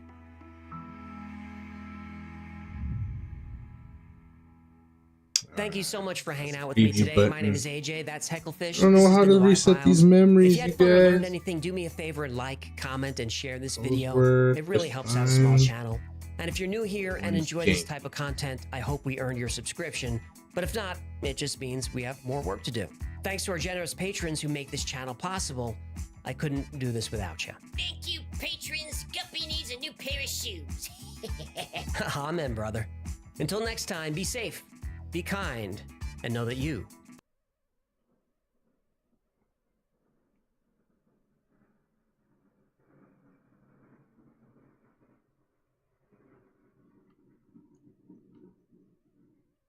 Miracle into the Giants. Let's do that one. Can you keep a secret? We'll speed it up that way. It goes a little quicker. The girl's been missing for 3 days. We're gonna call it a night here soon. Oh, sorry, excuse me. We're gonna call it a night here soon. That's the thing. In 1886, mining engineer John T. Reed was told the Paiute legend about a race of giants. Giants who, after a long and bloody war, were defeated by the natives near Lovelock Cave, Nevada. Reed's belief in this legend stirred great interest in the secrets held within Lovelock Cave. Official excavations were undertaken in both 1912 and 1924 by the University of California, with reports telling of thousands of artifacts being recovered. Of these artifacts, the most puzzling were human remains. Well, they were almost human. Skeletons measuring between 8 and 10 feet tall were said to be found during the dig. Skeletons belonging to who are now known as the Lovelock Giants. Legends of people of enormous size are told across a myriad of cultures, and despite what we've been told by mainstream science, there is evidence to suggest they really existed. The remains of giants have been found all over the US and all over the world. So why aren't these amazing finds on display in any museum, or taught in any classes, or mentioned in any history books? Well, it's because the existence of giants, for some reason, has been covered up.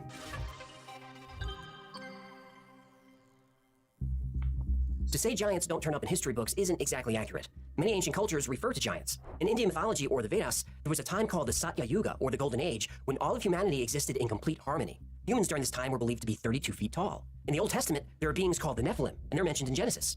There were giants in the earth in those days, and also after that when the sons of God came in unto the daughters of men, and they bare children to them. The same became mighty men which were of old, men of renown. One interpretation of this suggests that the sons of God were giant fallen angels who seduced human women, and their offspring were the Nephilim. Well, how does a giant seduce a human woman? Oh, right. Giants show up quite a bit in the Book of Enoch, one of the religious texts found among the Dead Sea Scrolls. The Nephilim were said to have been men of the old times, who existed before the Great Flood. Ancient Indian texts say the same thing. The Book of Samuel also introduces us to one of the most famous giants in history. Andre? Goliath. Goliath was a Philistine warrior who challenged the Israelites to send out a champion for single combat. David, armed only with a slingshot and faith in God, brought the giant down with a single stone. Goliath was said to be between 7 and 11 feet tall and possibly descended from a people known as the Anakites or the Anakim, and the Anakim were descended from the Nephilim. But references to giants in history go back even further. The ancient Sumerians had an equivalent to the Anakim, a race of gods who were sometimes described as giants. Anunnaki! Yep, the Anunnaki. And if you don't know who the Anunnaki are, here's a hint. Look in the mirror. According to interpretations of ancient Sumerian and Babylonian texts, the Anunnaki were a race of extraterrestrial beings from the planet Nibiru. Now, Nibiru is not some distant planet on the other side of the galaxy, but is right here in our own solar system. It passes near Earth every 3,600 years. And this extraplanet theory was dismissed as pseudoscience for many years, but it's now widely believed that there is an extraplanet or some kind of large object in the far reaches of our solar system. In fact, NASA has been searching for this object for years, though they call it Planet 9 or Planet X. Oh, they can't give Zechariah Sitchin any credit, eh? They won't admit that, but I bet it's a big part of it. In 2015, Caltech researchers thought they found evidence for this planet. And in 2016, they said they were almost sure the planet was out there. And then in 2017, researchers agreed that data and computer models prove with almost 100% certainty a large, secret, dark planet is lurking in the distant solar system. And they expect this to be confirmed within the next few years. And perhaps then we'll finally learn if this could actually be planet Nibiru, home of the Anunnaki. Now, according to the tablets, when the atmosphere on Nibiru started to deteriorate, the Anunnaki came to Earth for resources, specifically water and especially gold. And after their slaves rebelled, the Anunnaki needed a new workforce. And they performed genetic experiments on different Earth animals to try to create a new slave race. Eventually, they were successful. By splicing DNA from the Anunnaki with cavemen called Homo erectus, a new species emerged, Homo sapiens. In Sumerian and Babylonian texts, this new species was called the first men, or Homo. And the Hebrews translated this to be men of Adam. That should be better. The first men were bred to work for the Anunnaki. The That Hebrew should word be better, you means guys. work for. Avon also Hopefully, means worship. it doesn't So humans jank worship out their on me gods, and the reset Anunnaki, again. who are giants compared to puny Took me a while humans. to Though it was just forbidden, get some that. Anunnaki bred with humans, and their offspring became known as the Nephilim. Now, obviously, the story of the Anunnaki needs its own episode, so if you'd like to see that, Yes, please. if you'd like to see that, let me know. The tablets say the next time Nibiru passed near the inner solar system, it caused severe electromagnetic disturbances. Dark spots appeared on the sun, and waves of color streaked the sky. This is referring to extreme aurora borealis and australis, indicating a weakening of the Earth's magnetic field. With less protection from the sun's energy, the ice caps melted, and a great flood swept across the entire planet. To escape the devastation, the Anunnaki boarded skyships with their gold and returned to Nibiru. But on Earth, great cities were destroyed and sunk beneath the waves. When the waters I know you finally receded, guys. only a small number of humans were left to rebuild civilization. And this I could also creation myth is told in almost record. every culture on Earth. And recently, we're starting to discover evidence that a great flood did indeed occur. We're But gonna what try about it a evidence of giants? different way. Well, there is evidence, and some of that evidence has been found right here. We gotta in figure our out why backyard. it's like janking out on us with the camera view. Many Native American tribes tell of the long-forgotten Is it existence of a because race of maybe humans that were the much taller and camera stronger, is and set sometimes a more certain cruel way and I than have to ordinary fix men. the settings Choctaw on tribe has a that? legend about the Maybe Nahulo, it'll a race of stop. giants who ate human flesh. The Choctaw killed these giants whenever they could. Eventually, those giants were driven west. The Because Paiutes it settled keeps in the trying Nevada to, desert thousands of years ago and focus passed down and the do story stuff of a that race way. of red-haired giants called the Sidiqa. And the Sidiqa literally means tule eaters. And tule is a strong type of reed found in swamps. Legend says the giants built rafts out of tule and arrived in Nevada thousands of years ago. But tule wasn't the only thing that the giants ate. Like the Nahulo, Sidiqa also ate humans. The Sidiqa waged war on the Paiute and all other neighboring tribes. The human tribes fought bravely, but the giants were too strong. The Sidiqa would often eat the people captured in battle. So after years of conflict, the tribes united, and that turned the tide of war. And in the final battle, the red-haired giants were driven into a cave. The tribes stuffed the cave entrance with sticks and brush and set it ablaze. The last remaining Sidiqa either suffocated or burned alive. Sarah Winnemucca Hopkins, daughter of Chief Winnemucca, was the first to write down and print the story of the Sidiqa, but she said this wasn't a legend, it was history. She even wore red hair taken from a giant, woven into some of her clothes. When mining engineer John T. Reed heard the story in 1886, he asked to be taken to the cave, the final resting place of the Sidiqa giants. Reed wasn't able to finance the excavation of the cave at that time, but when valuable bat guano was discovered, people started digging. Bat guano. Yep, it was used to make gunpowder and explosives. No, I mean, what is bat guano? Oh, guano is the, waste of bats and birds. You can make explosives out of You can. Okay. Do me a favor. When you clean my bowl, can you save it for me? 4th of July's coming up. I'm gonna make Trying to figure out how to I'm not use saving it. the I'm not next saving transition, that the for fireworks. background, Celebrate. I'll just light my all that stuff. You better The not. on airs, because this is one on Lovelock Cave was air. excavated in Extra 1912 and in top 1924. left And corner. in 1929, the findings were published and they were surprising. Other one there, Well, I they don't were know what it surprising to says. Paiute. At the entrance to Like, the cave, there was highlight evidence of a something, strange but I can't scorching. do anything At some on point, that. a fire burned I'm very looking hot there. and for a very long time. On one of the cave walls, an enormous handprint was found. Inside the cave, over 10,000 artifacts were recovered, including many human bones. Some of the bones showed that marrow had been removed, a sign of possible cannibalism. A sandal was found that would have fit someone who wore a size 29 shoe and would have been over 8 feet tall. And clothing was found that was too big to fit a normal-sized human. During the first dig, it was reported that the mummified remains of 2 giants were found, a female almost 7 feet tall and a male almost 9 feet tall, and both had red hair. In addition to the initial findings, even more evidence exists in Lovelock Cave and its surrounding area. According to a 1931 article published in a Nevada newspaper, 2 giant skeletons had been found buried in a dry lake bed close to Lovelock Cave, Nevada. Were these giant chinches too? Yep, they also had red hair. But giants weren't just found in the Nevada desert. No. They were found from coast to coast. Apparently, long before native tribes arrived, I hit memory America 1 is going to was the jank it land of up. giants. Let's see. Didn't do nothing. In Peebles, Ohio, the Great 2, Serpent Mound 4, is a 3, 1. 1,370-foot-long prehistoric effigy mound. And then it said it. Nobody Oh, knows when why it is was that built, now? but due to a nearby meteor impact crater, the area Oh. is full of gravitational and magnetic anomalies. Glitched. Researchers Oh, like Richard crashed. Hamilton believe the location for Serpent Mound was chosen specifically because of these anomalies. And for many years, there have been stories of freak weather patterns, UFO sightings, looks and like strange this lights in finally the area. reset my And also macro. found in Serpent Mound, the remains of giants. In 1872, a report Crash. historical collections of Noble County, Ohio. Someone had stumbled across enormous skeletons. The remains of 3 skeletons were dude, I don't found, get whose it. size would indicate they Say it measured in again, life what? at least 8 feet in height. The Yeah, remarkable reset, feature it of looks these like. remains was they had double teeth in front, as well as in back of the mouth and in both upper and lower jaws. Upon exposure to the atmosphere, the skeletons crumbled. Crashed again. In 1891, anthropologist Frederick Ward Putnam wonder what found I'm doing large to make it skeletons in the crash so same much. area that measured 7 feet or taller, with skulls twice as thick as a human's. In 1894, a local farmer found unusual graves. The find was even covered by the New York Times. Farmer Warren Cowan recently discovered several ancient graves a mile from the famous Serpent Mound, where Professor Putnam of Harvard made interesting discoveries. Upon opening one of the graves, a skeleton of upwards of 6 feet was brought to light. In another grave was the skeleton of a man equally large. It seems that the region was populated by a fairly intelligent people, and that the Serpent Mound was an object of worship. Ross Hamilton writes about giant skeletons found 70 miles from Serpent Mound. The body of a man more gigantic than any in human history has been found in the Miami Valley in Ohio. The skeleton, it is calculated, must have belonged to a man 8 feet 1.5 inches in height. It was found within a half mile of Miamisburg, in a location which contains many relics of the mound builders. Edward Gebhardt and Edward Kaufman discovered it while they were working. Oh, I can't do it. Professor Thomas because, Wilson, curator of prehistoric anthropology, Smithsonian Institute, says of the find. The authenticity of this skull is beyond any doubt. Its antiquity is unquestionably great, though it is impossible to have a good guess as to its age. To my own personal knowledge, several such crania were discovered in the Hopewell group of mounds in Ohio. Hamilton said the bones were put on display at a local museum, but they're no longer anywhere to be found. And just a short trip down the Ohio River Valley, another extraordinary skeleton was found. In 1959, Dr. Donald Dragoo, curator for the Carnegie Museum, unearthed a 7-foot 2-inch skeleton during the excavation of the Cresap Mound in West Virginia. In 1868, a report surfaced that quarry workers with the Sauk Rapids Water Power Company unearthed the remains of a 10-foot tall skeleton along the shores of the Mississippi River. A few days later, the bones were nowhere to be found, rumored to have been whisked east on a late-night train and sold to the circus. In 1897, the Worthington Advance describes the Smithsonian Institution's work on the eastern mounds in Iowa. The paper quoted the director of the Bureau of Ethnology, John Wesley Powell. It is a matter of official record that in digging through a mound in Iowa, the scientists found the skeleton of a giant who, judging from actual measurement, must have stood 7 feet 6 inches tall when alive. The bones crumbled to dust when exposed to the air. In Steelville, Missouri, there's a documented case from the Steelville Ledger, June 11th, 1933. An ancient Ozark giant dug up near Steelville. A boy looking for arrowheads turned up the complete skeleton of an 8-foot giant. The grisly find was brought to Dr. R.C. Parker here and stretched out to its enormous length in a hallway of his office, where it has since.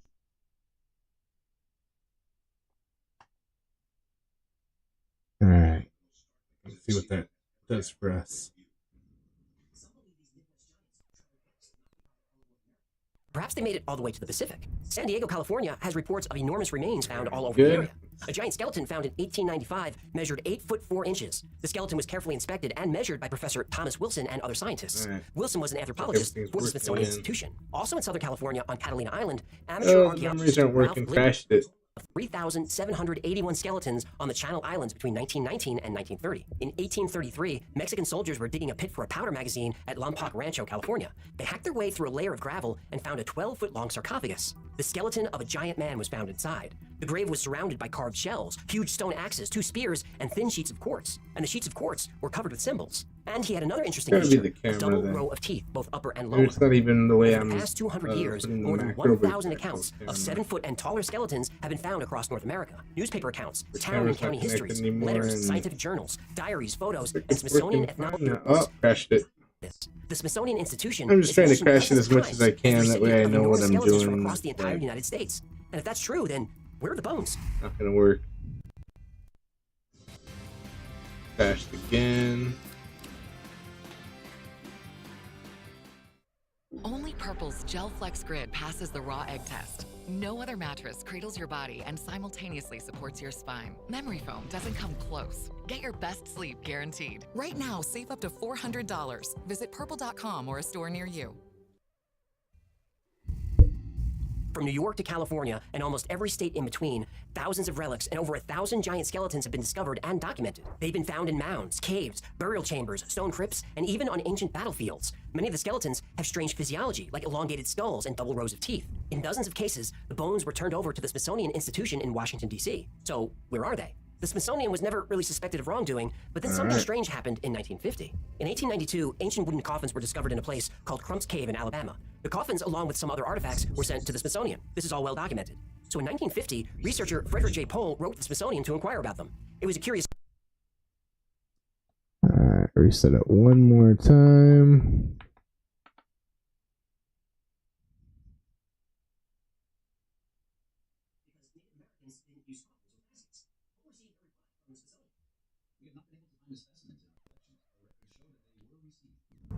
The matter was pursued again in 1992 by supposed another to be researcher, picking up David the room, Barrett. you guys. He was told the coffins were wooden troughs. Troughs? Yes, troughs are long rectangular containers for feeding cattle, horses, or pigs. Yeah. But before the Europeans arrived, North America didn't have any cattle, horses, or pigs. And even if they did, why would a trough have a lid on it? What, did this guy mention this to the Smithsonian people? He did. He was told, yeah, well, even if he wanted to see the coffins or troughs or whatever they were, he couldn't because they were in a warehouse that was contaminated with asbestos and was closed for cleanup. Closed for how long? 10 years. 10 years? To clean up asbestos? Yep. Ugh, they must have been union. Yeah, it starts to smell like a cover-up. The suppression of Native American archaeological evidence allegedly began in 1881. Up until that point, the Smithsonian was under the direction of John Wesley Powell, the geologist famous for exploring the Grand Canyon. Powell had spent a lot of time with the Winnebago Indians, and he found them to be thoughtful and intelligent. So Powell and the Smithsonian actually promoted the idea that Native Americans, who were at the time being exterminated in the Indian Wars, were descended from advanced civilizations, who communicated with and traded with cultures all over the country, possibly all over the world. This widespread dispersion of culture is called diffusionism, which the Smithsonian supported. But then Powell appointed Cyrus Thomas as the director of the Eastern Mound Division at the Smithsonian, and then things got political. Thomas wasn't a fan of Native Americans. He thought of them as nothing more than howling savages. Thomas thought it was impossible for savages from one side of the Mississippi to visit savages on the other side, and to think that people as primitive as Native Americans could sail over an ocean was just ridiculous. This is called isolationism. Isolationism says that civilizations develop independently from each other and have very little contact with other civilizations, especially across oceans or lakes. The debates in the Smithsonian raged, and Cyrus Thomas eventually won the battle of isolationism versus diffusionism. Soon, the Smithsonian took an official stance that any archaeological evidence supporting diffusionism was fraudulent. It was believed that contact between the civilizations of the Ohio and Mississippi valleys were rare, and contact between the Mississippian cultures and the Mayas, Toltecs, or Aztecs in Mexico or Central America, well, that was absurd. So the history books were written. Native Americans were a primitive and sometimes savage people, and that was that. But not so fast. When those ancient mounds and pyramids in the Midwest were studied, it was shown that the Mississippi River valleys was, at one time, home to an ancient and sophisticated culture. At the time, the culture's capital city, Cahokia, was bigger than almost any city in Europe. When the Spiro Mounds in Oklahoma were excavated between 1933 and 1935, a man over 7 feet tall was discovered. He was in full armor, and buried next to him was a pot of thousands of pearls and other artifacts. This was one of the largest treasures ever discovered at that point in time. We know that the man in armor was found, and the Smithsonian was contacted. So where is he? Many human remains were found in graves next to artifacts. Bro. The remains were discarded. We're told that most of the rare and priceless objects disintegrated before scholars could reach the site. Not convenient that priceless objects vanish before anyone gets there. When the excavation was finished, dynamite was used to destroy the burial chamber, and any remaining artifacts that were considered valuable were sold off. The Acambaro artifacts were discovered in Mexico in 1994 and have been the center of controversy. Over 33,000 unusual artifacts, including many ceramic and stone figurines, were found. Initial laboratory testing suggests the artifacts were about 6,500 years old. Wow. But here's where things get controversial. Some figurines depict dinosaurs living alongside humans. Dinosaurs living with people, you guys. Riding a triceratops. Diverse ethnic groups are represented. Blacks, whites, and Asians are depicted. But those races should have been unknown in the Americas 6,500 years ago. And there were strange creatures like mermaids, human-animal hybrids, even a Bigfoot. Also found were teeth from an extinct Ice Age horse and the skeleton of a mammoth. Neither of these animals should have been there. Archaeologists Charles C. DePeso and John H. Tierney examined the collection and authenticated the find. Carlos Perea, the director of archaeology for the Acambaro Zone, also authenticated it. But the Smithsonian and other authorities dismissed the findings as fraudulent. Despite laboratories dating the objects to 4,500 BC, the Smithsonian declared the artifacts 30 years old and said the whole 30 find years old. John Tierney, who later collaborated with Professor Charles Hapgood, said the Smithsonian Institution and other authorities had conducted a campaign of disinformation against the discoveries. If you remember from the Adam and Eve episode we did, Charles Hapgood was dismissed as a pseudoscientist because he claimed the continents drift over millions of years. Yeah. So John Tierney filed a Freedom of Information request and asked for all the Acambaro files from the Smithsonian. Well, turns out the files are missing, and all the Acambaro objects in the Smithsonian's possession have been put into storage and may not be viewed by the public. Until when? Didn't say. Tierney went on to write a book called Acambaro, Archaeology's Astounding Scandal, but good luck trying to find it. The phrase, a skeleton in the closet, refers to a secret that, if exposed, would cause shame, guilt, or even a scandal. Yeah. And we all have a skeleton or two in the closet. For us, that's just a metaphor. But for the Smithsonian, they're actual skeletons. Giants in America, a government conspiracy, a Smithsonian cover-up. It's a fascinating story. But is it true? Well, let's unravel it. Ohio has been the epicenter for giant skeletons, especially in the 19th century.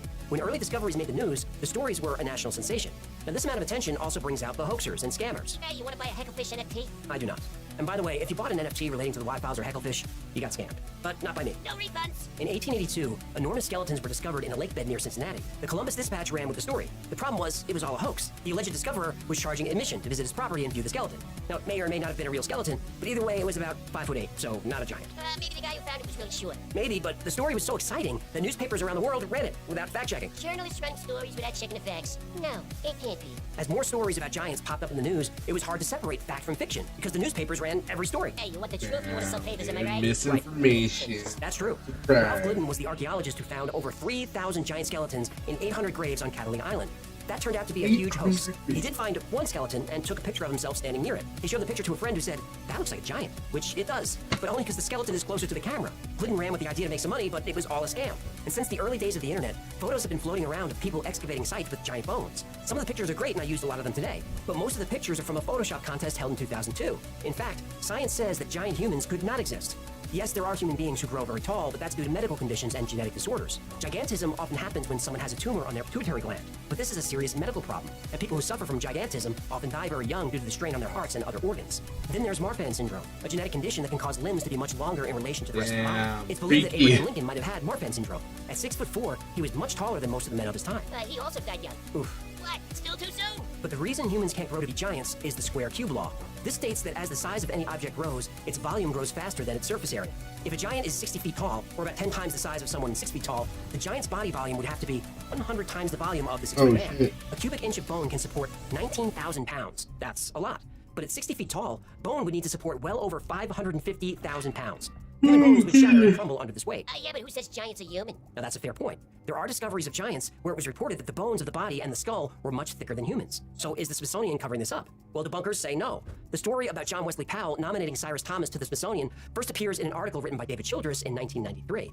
The article caught fire and has been in circulation ever since. Now that doesn't mean Childress is wrong, but I do get suspicious when stories about the 19th century don't emerge until the late 20th century. So have the authorities been suppressing knowledge that the Americas were once inhabited by advanced civilizations? Civilizations who made contact with cultures around the world? Well, to get this answer, we're gonna need a sweet potato. Whoa. Do I have sea monkeys in my ears, or did you just say sweet potato?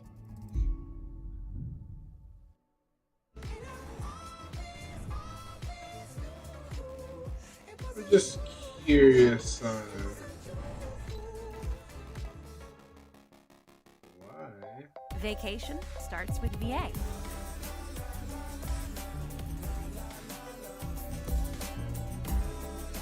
All that you love, all in one trip. Skip For that. over 100 years, the Smithsonian and mainstream archaeology has supported isolationism. The cultures that emerged in North America did not have contact with Central America or South America, and definitely did not contact cultures across the oceans. It's absurd to even think it. But the Smithsonian has a problem: the sweet potato. Sweet potatoes are native to the Americas, but an ancient sweet potato was found in the Cook Islands, which are in the middle of the Pacific Ocean. The potato was carbon dated to the year 1000. That would mean that 500 years before Columbus, a Native American tribe traveled across the Pacific and landed in Polynesia and brought sweet potatoes with them. Or Polynesians traveled to the Americas and back. The counter-argument is that the sweet potato fell off a boat near Central America and floated to Polynesia, over 5,000 miles away. It's one lucky potato. Linguists have found that the word for sweet potato in early Polynesian languages is kumala. In Native American dialects spoken in Ecuador, the word is kumara. Now, it could all be a coincidence, but we're not done yet. Even more compelling The other is camera DNA will be in analysis front of of me. Polynesian chickens. And the In GoPro 2007, will be chicken bones were found at an excavation site in Chile. Quick The DNA of minute, the bones but- matched chickens from the Pacific Islands of Samoa guys, and Tonga, me- and were carbon dated to between 1304 and 1425, before the Spanish arrived in the New World. In 2019, South American chickens were studied and found to have an unknown genetic component. It turned out that component was from chickens found on Easter Island in the middle of the Pacific Plug Ocean. this one The study- first. That research was done on human DNA. And in 2020, the study showed that some Polynesian people had DNA inherited from people who lived in Colombia about 800 years ago. Specifically, Polynesians share DNA with the Xenu tribe, who lived in Colombia on the Caribbean side, not even the Pacific Ocean side. It's too much to cover in this episode, but there's evidence of Chinese contact with the New World in 1200 BC, or Indian contact in 2000 BC, and of Arab contact in the 9th century. There are even old maps from the Arabs and Turks, like the Piri Reis map, that show North and South America, 1,000 years before Columbus was born. And there's much more. Some mummies have been found with traces of coca and nicotine. A re-examination of the mummy of Ramses II in the 1970s revealed the presence of fragments of tobacco leaves in his abdomen. Coca and tobacco are native to the Americas. And mainstream science says an archaeologist handling the mummy must have spilled his pipe. And his hot cocoa. That's what they say. Now remember, we did an episode on Egyptian artifacts allegedly discovered in the Grand Canyon in 1909. The Smithsonian denies this and claims the whole story is a hoax. But for some reason, the part of the Grand Canyon where the discovery was made is off limits. You can't even fly over it. If you do wander into the area, within a few minutes, unmarked planes and helicopters appear in an area where flying is not allowed. I'll link to the episode below, which goes into detail. You'll even see the planes and helicopters I'm talking about. Once again, those artifacts were sent to the Smithsonian and nobody knows what happened. In 1990, a law was passed, the Native American Graves Protection and Repatriation Act. This law says that any federal agency in possession of Native American cultural items, including human remains or sacred objects, will be returned to the tribes upon request. Great, the Smithsonian is a federal agency. So can we get all the skeletons from Ohio and have a look? Nope. United States Code, Title 25, Chapter 32, Section 3001, Subsections 4 and 8 state. Subsection 4. Federal agency means any department, agency, or instrumentality of the United States. Such term does not include the Smithsonian Institution. Subsection 8. Museum means any institution or state or local government agency, including any institution of higher learning, that receives federal funds and has possession of or control over Native American cultural items. Such term does not include the Smithsonian Institution or any other federal agency.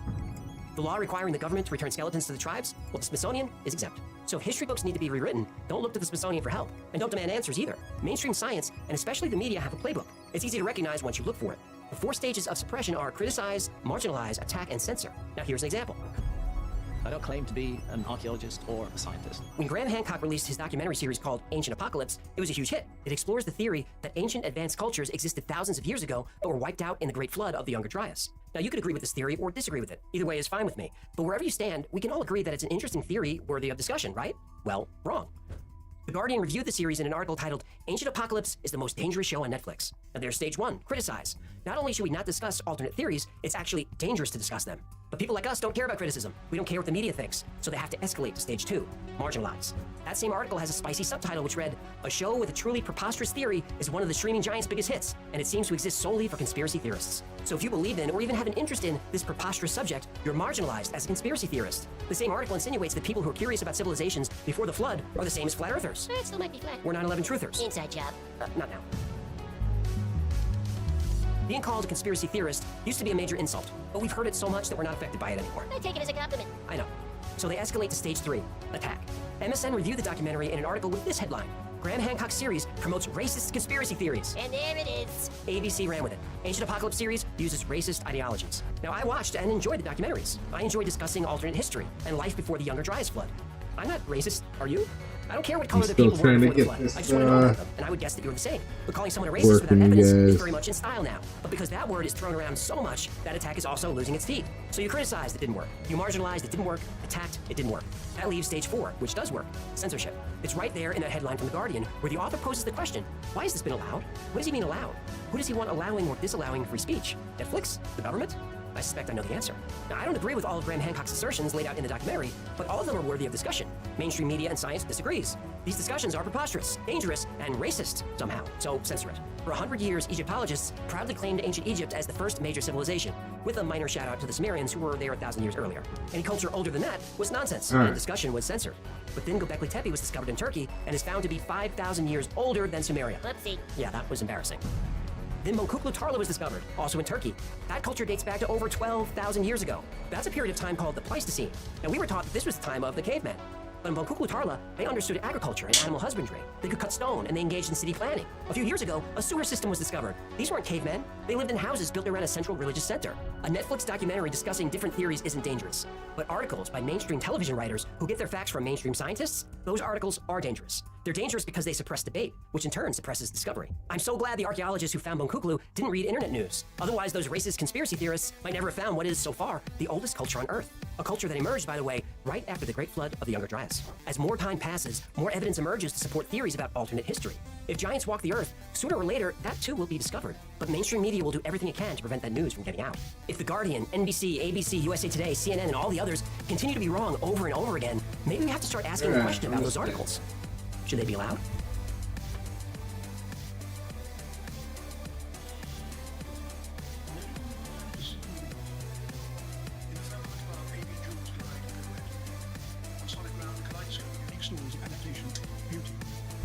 Survival. But Mother Nature's most mysterious secrets are kept closely guarded, for they are not in the air or on land. Those secrets are below.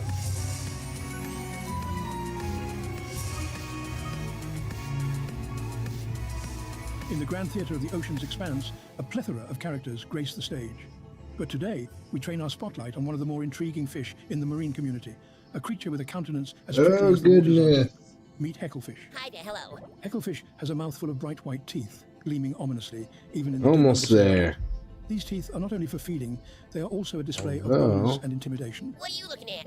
A peculiar feature of this species is its paranoid nature. It believes in all manner of conspiracy theory. The moon landing was fake. A trait that hints at a complex, if misguided, cognitive process. Oh, don't be a sheep.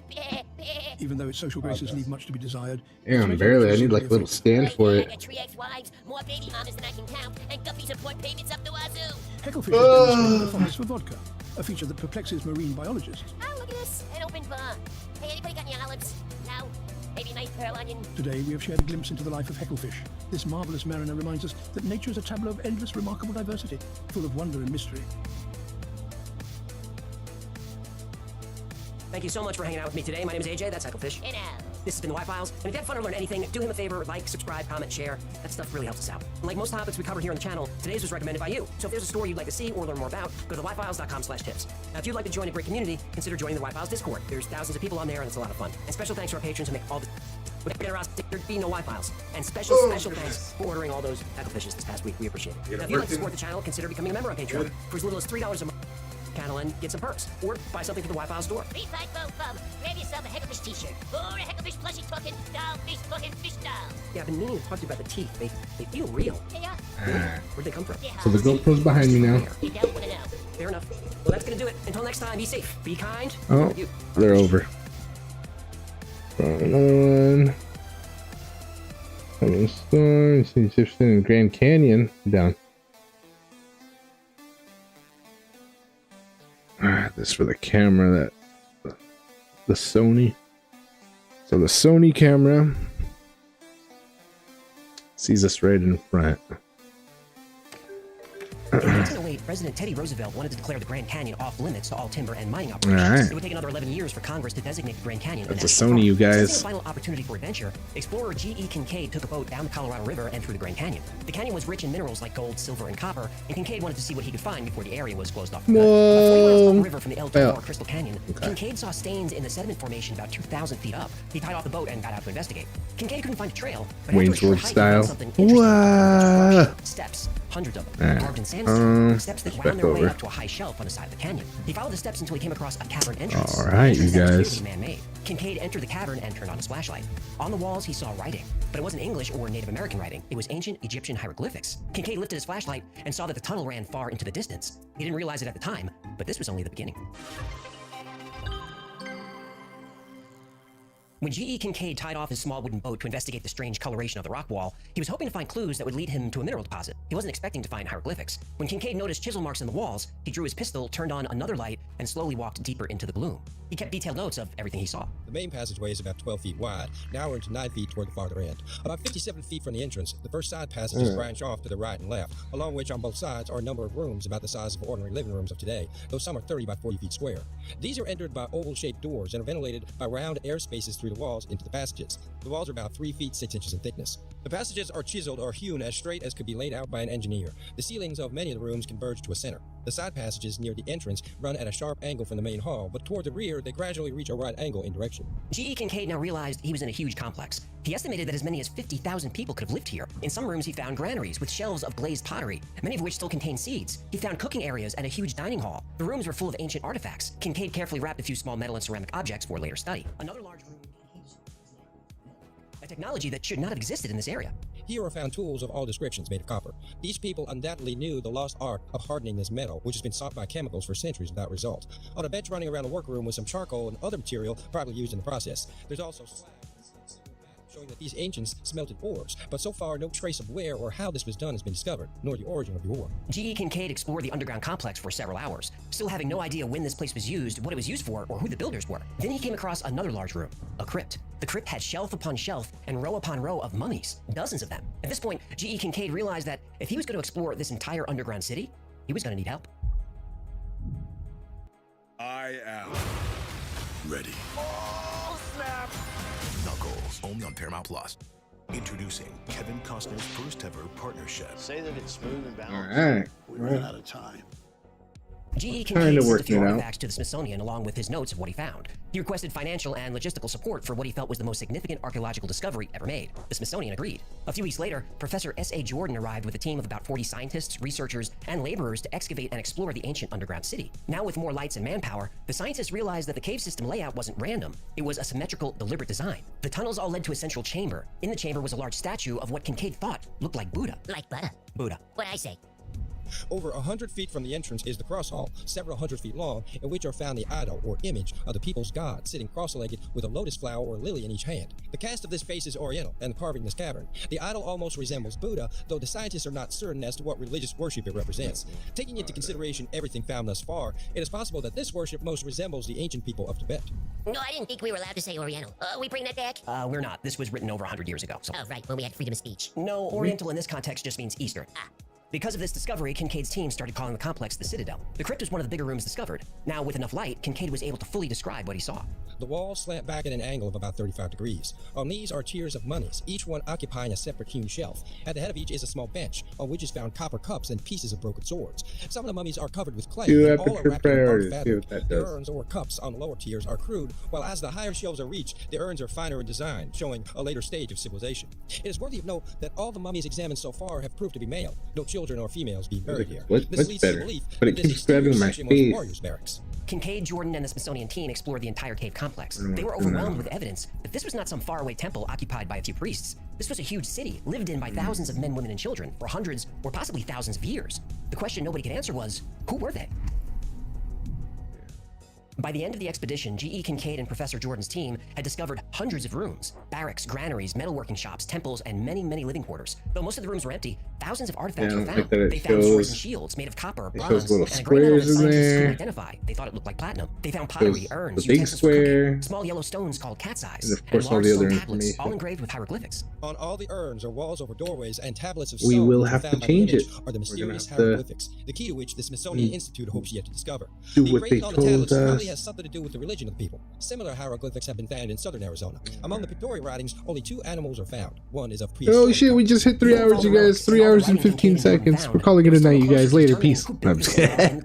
Not that quick, not that quick. Tibetan, but they weren't quite right. They thought the writing looked Egyptian. Again, that wasn't quite right. There were experts on site, none of whom could identify the statues or translate any of the text. But there were 2 things that the researchers could agree on. One, the civilization that built the citadel was very advanced, far more advanced than the native tribes that occupied the area for a few thousand years. This now lost civilization worked bronze many years before the Bronze Age began. They understood division of labor and agriculture when every other society on Earth was presumably still hunting and gathering. These are discoveries that went against everything that was taught in mainstream archaeology and anthropology. A civilization like this shouldn't exist. Oh, what was the second thing? What? Oh, you said the eggheads agreed on 2 things. What was the second thing? Right.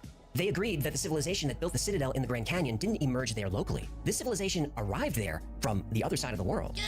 Kincaid and Professor Jordan sent boxes of artifacts and books full of notes and drawings back to the Smithsonian, along with their hypothesis that an ancient civilization existed in the Grand Canyon thousands of years before Native Americans arrived in North America. These people were technologically advanced, educated, skilled, and spiritually complex. And these people originated somehow in Egypt or Asia. Kincaid wanted more resources and a larger team to help them research the citadel and search the Grand Canyon for more evidence of this lost civilization. Their request was denied, and G.E. Kincaid and Professor S.A. Jordan were never heard from again. Son of a...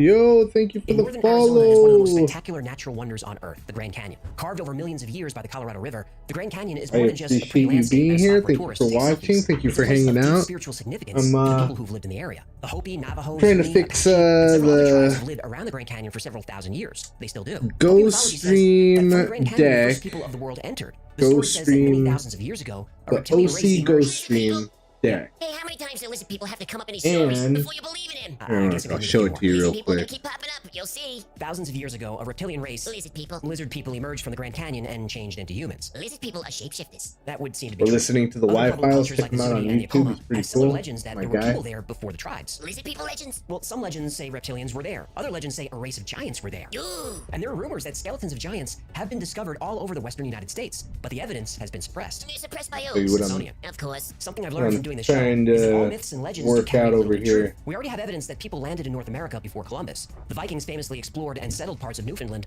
500 years before the...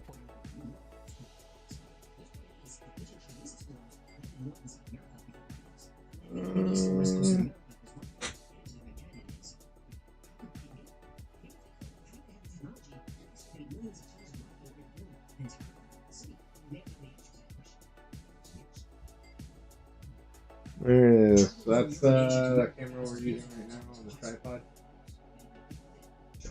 But we're trying to get this working right now. It works pretty good. I just got the camera mounted. I'm gonna put it on a little stand so it's higher and I can like aim it better and stuff. And this is the setup for the OC Ghost Stream deck.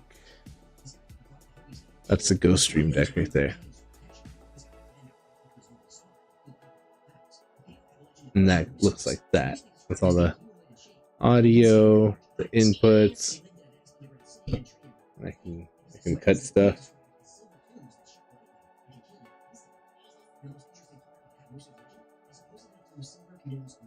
All right, sick, right? I love it. So we're trying to figure it out still, getting the hang of it. And yeah, GoPro over there. You're on my phone right now. See?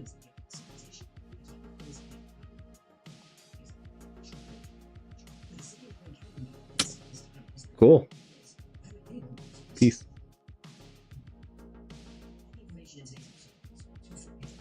All right.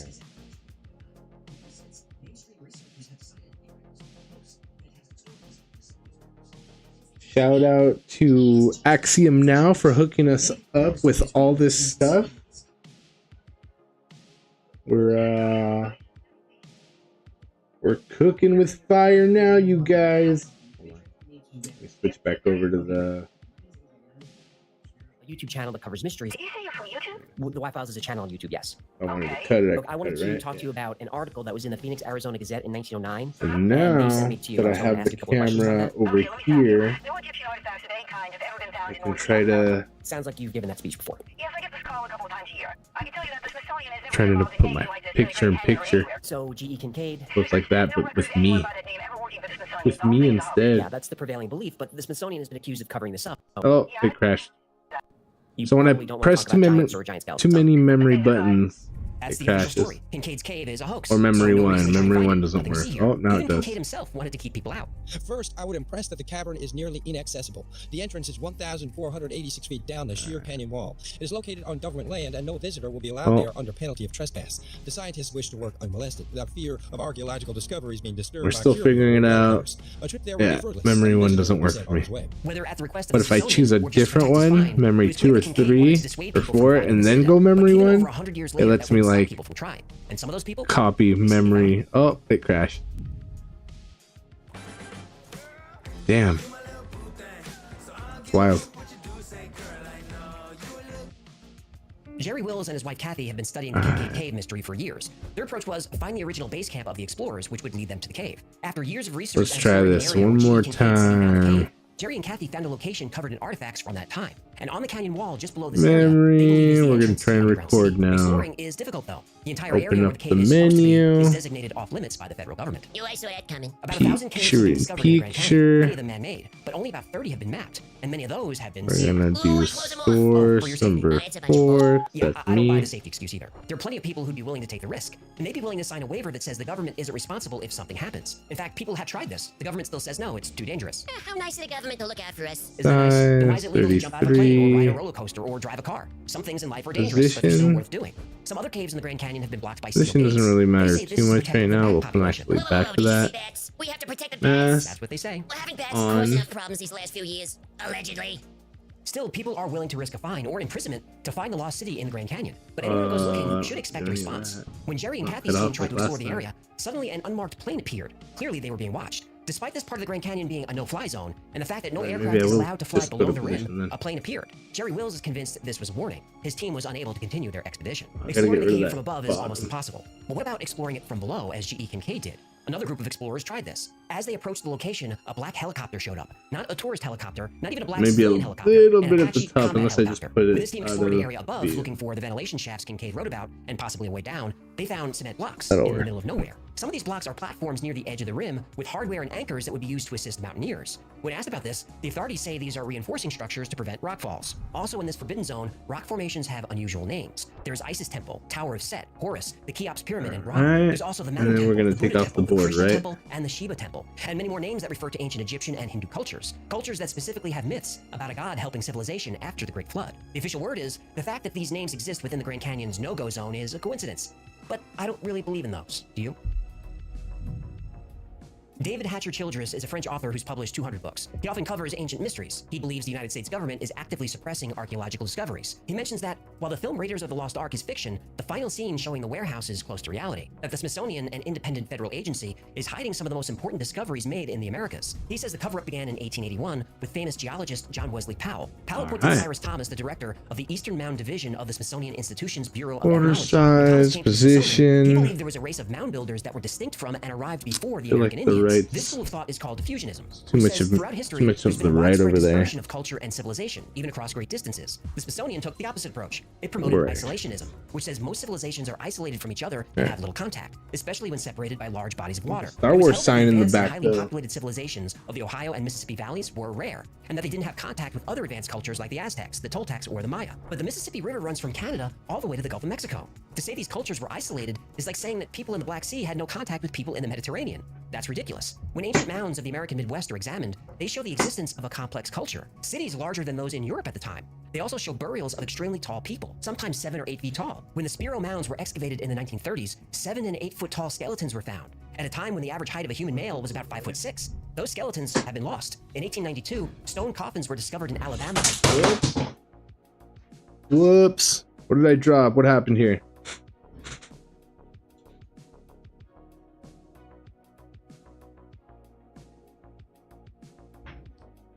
What are we missing?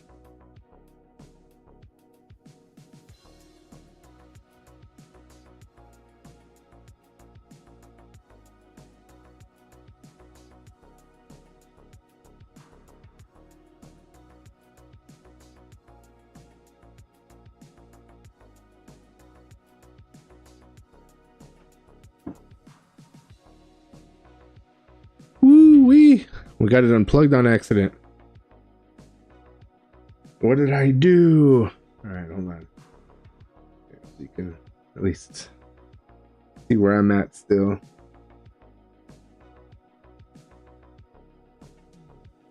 All right, get that turned back on. We good?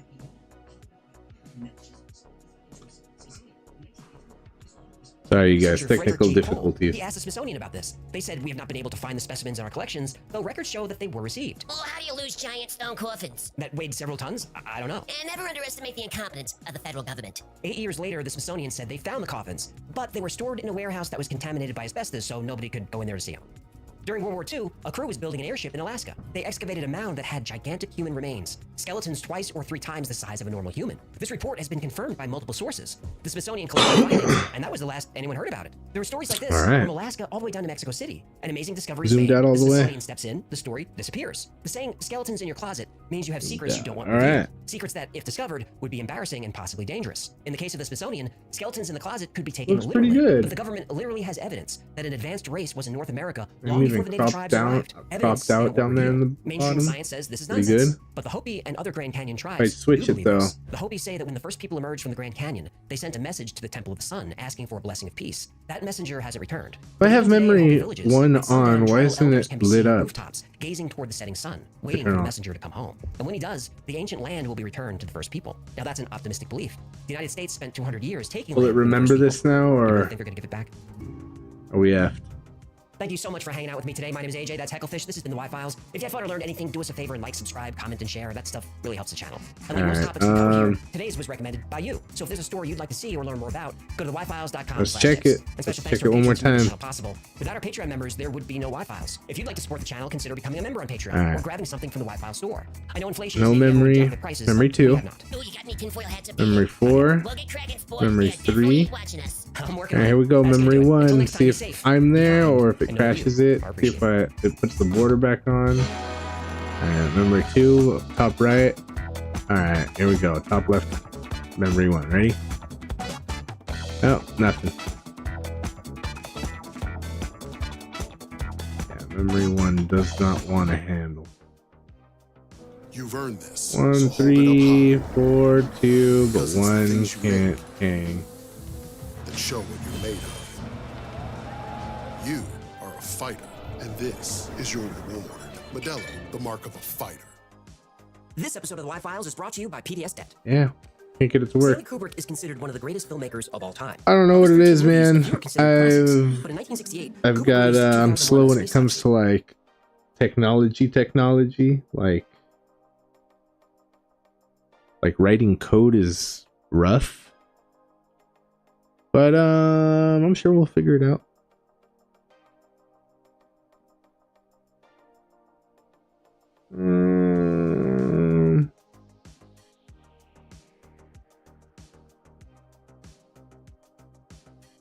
When the drill reached 14.4 kilometers, it had broken through solid rock and into a large cavern that wasn't supposed to be there. From the surface, scientists could hear something coming from the hole. They lowered down an instrument array, including a microphone. There was air in the cavern, 9 miles beneath the surface, but it was mostly toxic gas, and the air temperature was over 1,000 degrees. None of this made sense. They turned on the microphone. What they heard caused most of the crew to quit on the spot. For the few that remained, it only got worse. They called it the Well to Hell. When the Allies won the Second World War, they quickly scrambled to claim their share of the Nazi resources. Gold, weapons, and oil were highly prized, but no resource was as valuable as the Nazi scientific community. The United States launched Operation Paperclip, which brought over 1,600 Nazi scientists, engineers, and technicians to the U.S. for government employment. The Soviets had Operation Oswiecim, where over 2,500 scientists were recruited by the Soviet Union. Recruited? Abducted. Thank you. This influx of talent kicked off a scientific rivalry that would last the next half-century. Nuclear technology was, of course, a priority for weapons and for energy. The most high-profile competition was the space race. The Soviets were the first to launch a satellite into orbit, the first to land an object on the moon. How do I erase a memory button? The United States has both firsts, the big one being the first man on the moon. Faked. Not this again. No impact crater. The shadows don't line up. Pictures use the same backdrop. You can't get through the Van Allen radiation belt. You want more? I can't do this today. If you think the moon landing was real, I have a few NFTs to sell you. Okay, whether the moon landing was real or fake. Fake. These achievements pushed both countries to explore further and higher than ever before. It also pushed them to explore deeper, a new competition, the race to the center of the Earth. The American program was called Project Mohole. The first borehole was drilled in the Pacific Ocean off the coast of Mexico in 1961. But the program suffered from poor management and lack of funding. The Russian drilling program was more focused. They chose a location on the Kola Peninsula for their hole. The Kola super deep borehole penetrated 1/3 of the way through the Earth's crust, over 12 kilometers down. And these are the public projects. The Soviets also had a secret drilling project. The world finally learned about it when a whistleblower came forward in 1989. He claimed that buried deep beneath the Earth was hell. Actual hell? Actual hell. He said the Russians accidentally discovered it deep beneath Siberia. And he said there was proof. To those who discounted the Siberia sounds from Hell's story, it is true, and I, for one, wish it wasn't.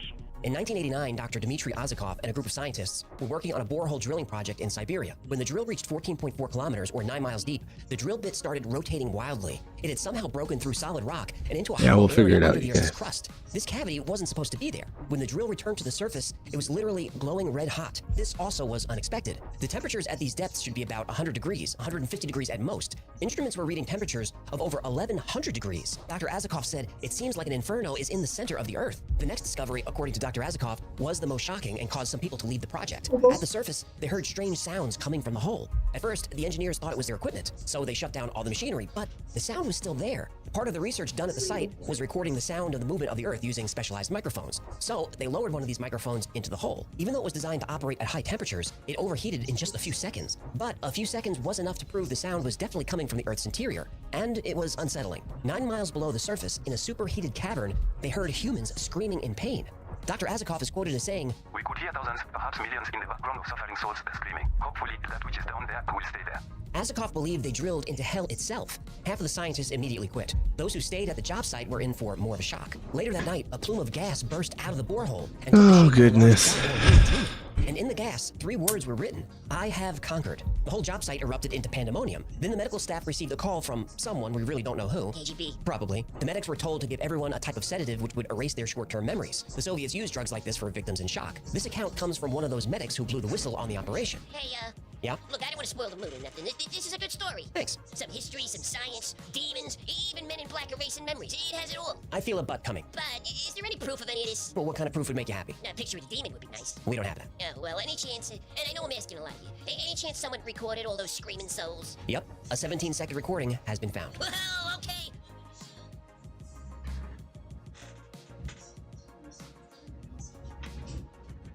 Writing a book. Maybe people will tell me the truth. It's important that people know what happened. Well, I can't see Mo in the window, but he's in the window. Check it out. Hi, Momo. Wizardry only appears in fairy tales. But when you arrange some mystical-looking words... Commercials, dude. I'm not going to read the full article about the 9-mile hole. I'm not going to do it. I'm just going to read the email that I got last night, along with what I read. Ah, we're learning. So we got our view from over there. Now, I've got a for clean when we're copy of it gaming. now, and I warn you, This could scare And we got our view from The over story of here. the Russian well to hell circulated for years, and even though it was reported by a few major From news when we're sources that hanging claimed it was out, real, talking. nobody had actually heard the audio. Without evidence, Gotta it's pretty easy get to rid of all dismiss the that story stuff as nothing now. more than an urban legend. But in 1998, Art We're Bell, gonna learn host how of to the do Coast to next. Coast AM radio show, received an email. Actually, now that said already that there sent is us an a effort to link on discredit the story, but it's definitely true. how His to uncle do had a it, friend at the BBC who had a copy of the but recording. He attached the audio I to the figured. email. After giving his I mean, listeners fair warning, all we gotta do is he follow played the infamous steps. He audio already that was hooked us allegedly up with recorded from everything we the whole need. I warn you, what you are about to hear is very disturbing indeed.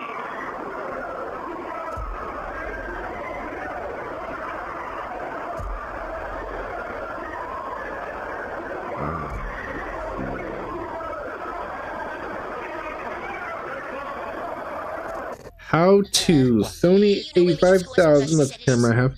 Clean HDMI output.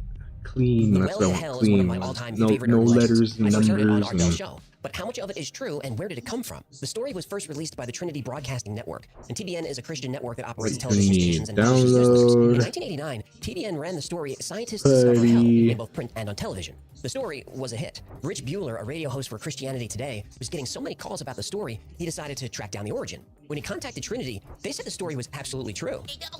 They did. TBN said their source was the Finnish publication Amenosastia, which was, they said, a widely respected scientific journal. Was it? No, it was a small I evangelical need a Lutheran USB magazine. key. So Rich Bueller contacted them. They said a staff member wrote the story from memory. Oh boy, journalism. And that person remembered seeing it in a magazine where readers could submit any stories they wanted without sources or fact-checking. Oh, the New York Times? No, this was another Finnish paper. Yeah.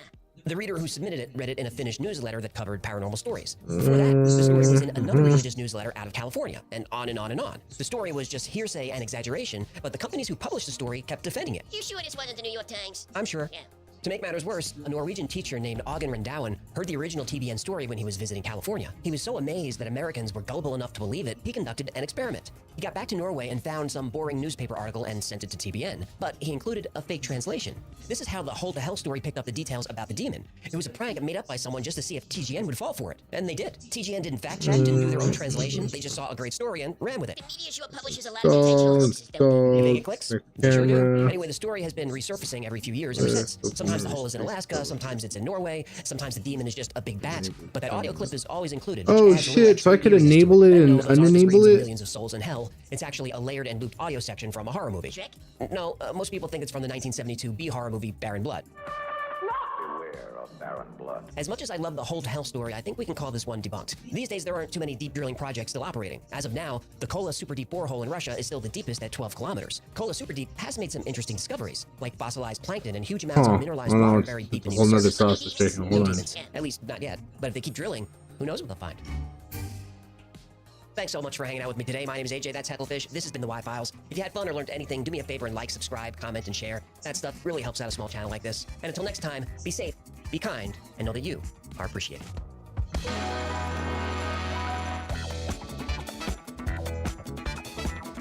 Goodness, you guys.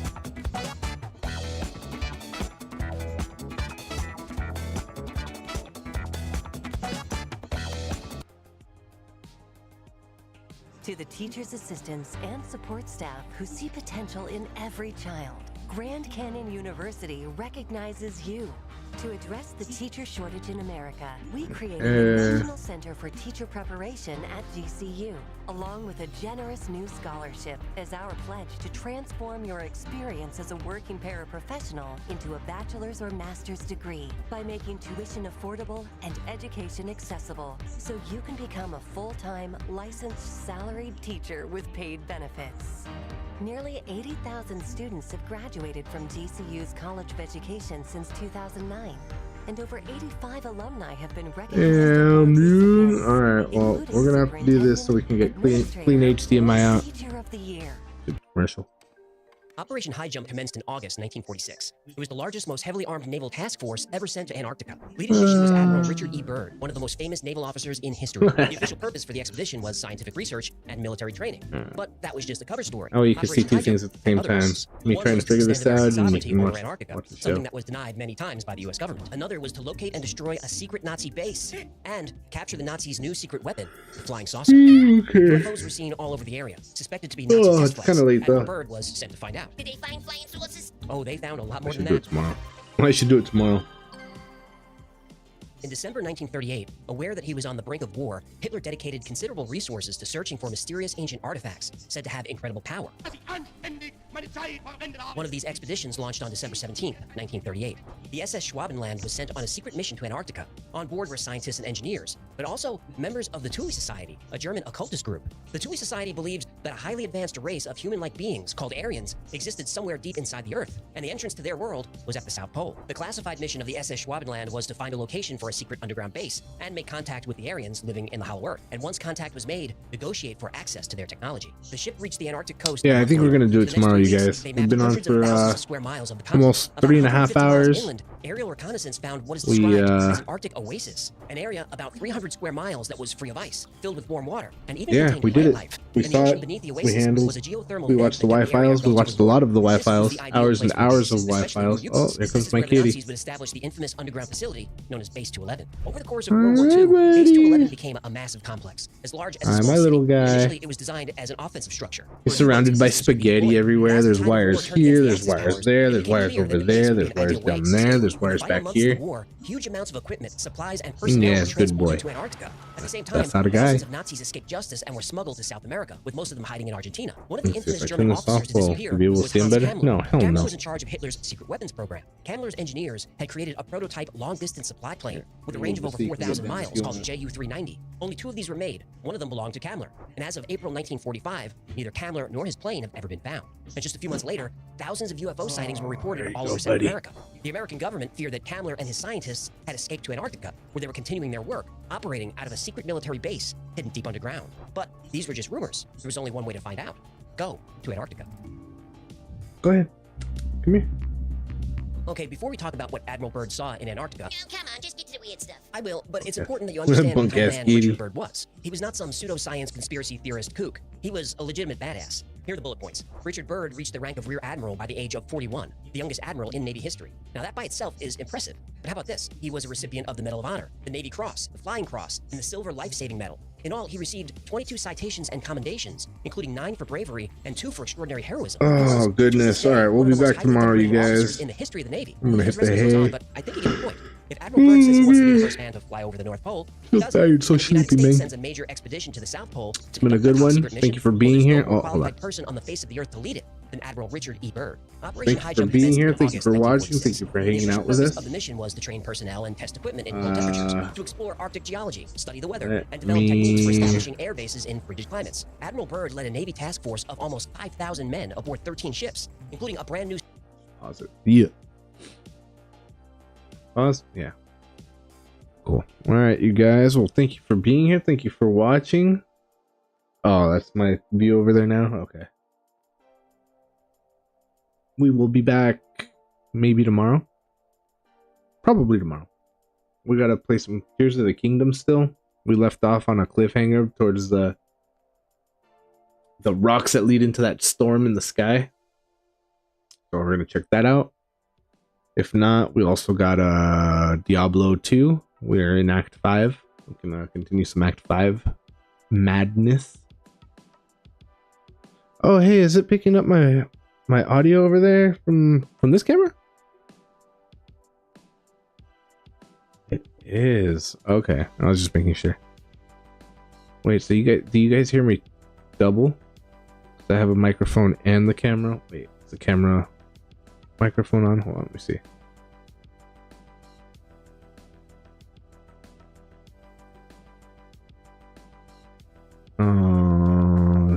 Testing. No. Oh, it's number 2. Hold on, it's number 4. Testing. Yeah, that's probably sounding all double now, isn't it? Most likely. All right, well, I'll just keep that off since I got my own mic. All right. Well, you guys, thank you for being here. Thank you for watching. Thank you for hanging out and chilling with us and doing it. We're gonna continue it. We'll be back tomorrow with some gamage and or maybe a movie. Maybe even both, man. We'll see. And then Monday, you guys. Monday for sure we'll be back. We got Monster Monday that we don't got to, but we're gonna get through. We love it. We love Monster Mondays. It's Digimon, Pokemon, Yu-Gi-Oh! Pokemon stands for Pocket Monsters. Yu-Gi-Oh stands for... Oh no. Yu-Gi-Oh! They play Dual Monsters. And Digimon stands for Digital Monsters. So that's what makes our Monster Monday. We're going to watch 3 episodes of each one, giving us about 3 hours of watch party time. And we'll have snacks. We'll have maybe full-on food. And hopefully a soda. And we'll be back for the madness. Thank you for coming. Thank you for stopping by. I appreciate you and your time. And what was I gonna say? My streaming buddy on Instagram, Twitch, YouTube, Rumble, and Kick. And for X Twitter, it's My Streaming Bud. B-U-D, not buddy. Somebody took buddy, so it's just My Streaming Bud. And you know, the little logo, the little logo I have for the channel right now. It should be across all platforms. I just put it into the Discord thing because I didn't have it set up on Discord. I don't really use Discord. I don't really know how to use Discord that well. We're still figuring that out. And yeah, you guys, thank you for being here. Thank you for watching. We'll be back. Keep doing it, fighting the good fight, and yeah, dude, good stuff. We'll catch you on the next one. Peace.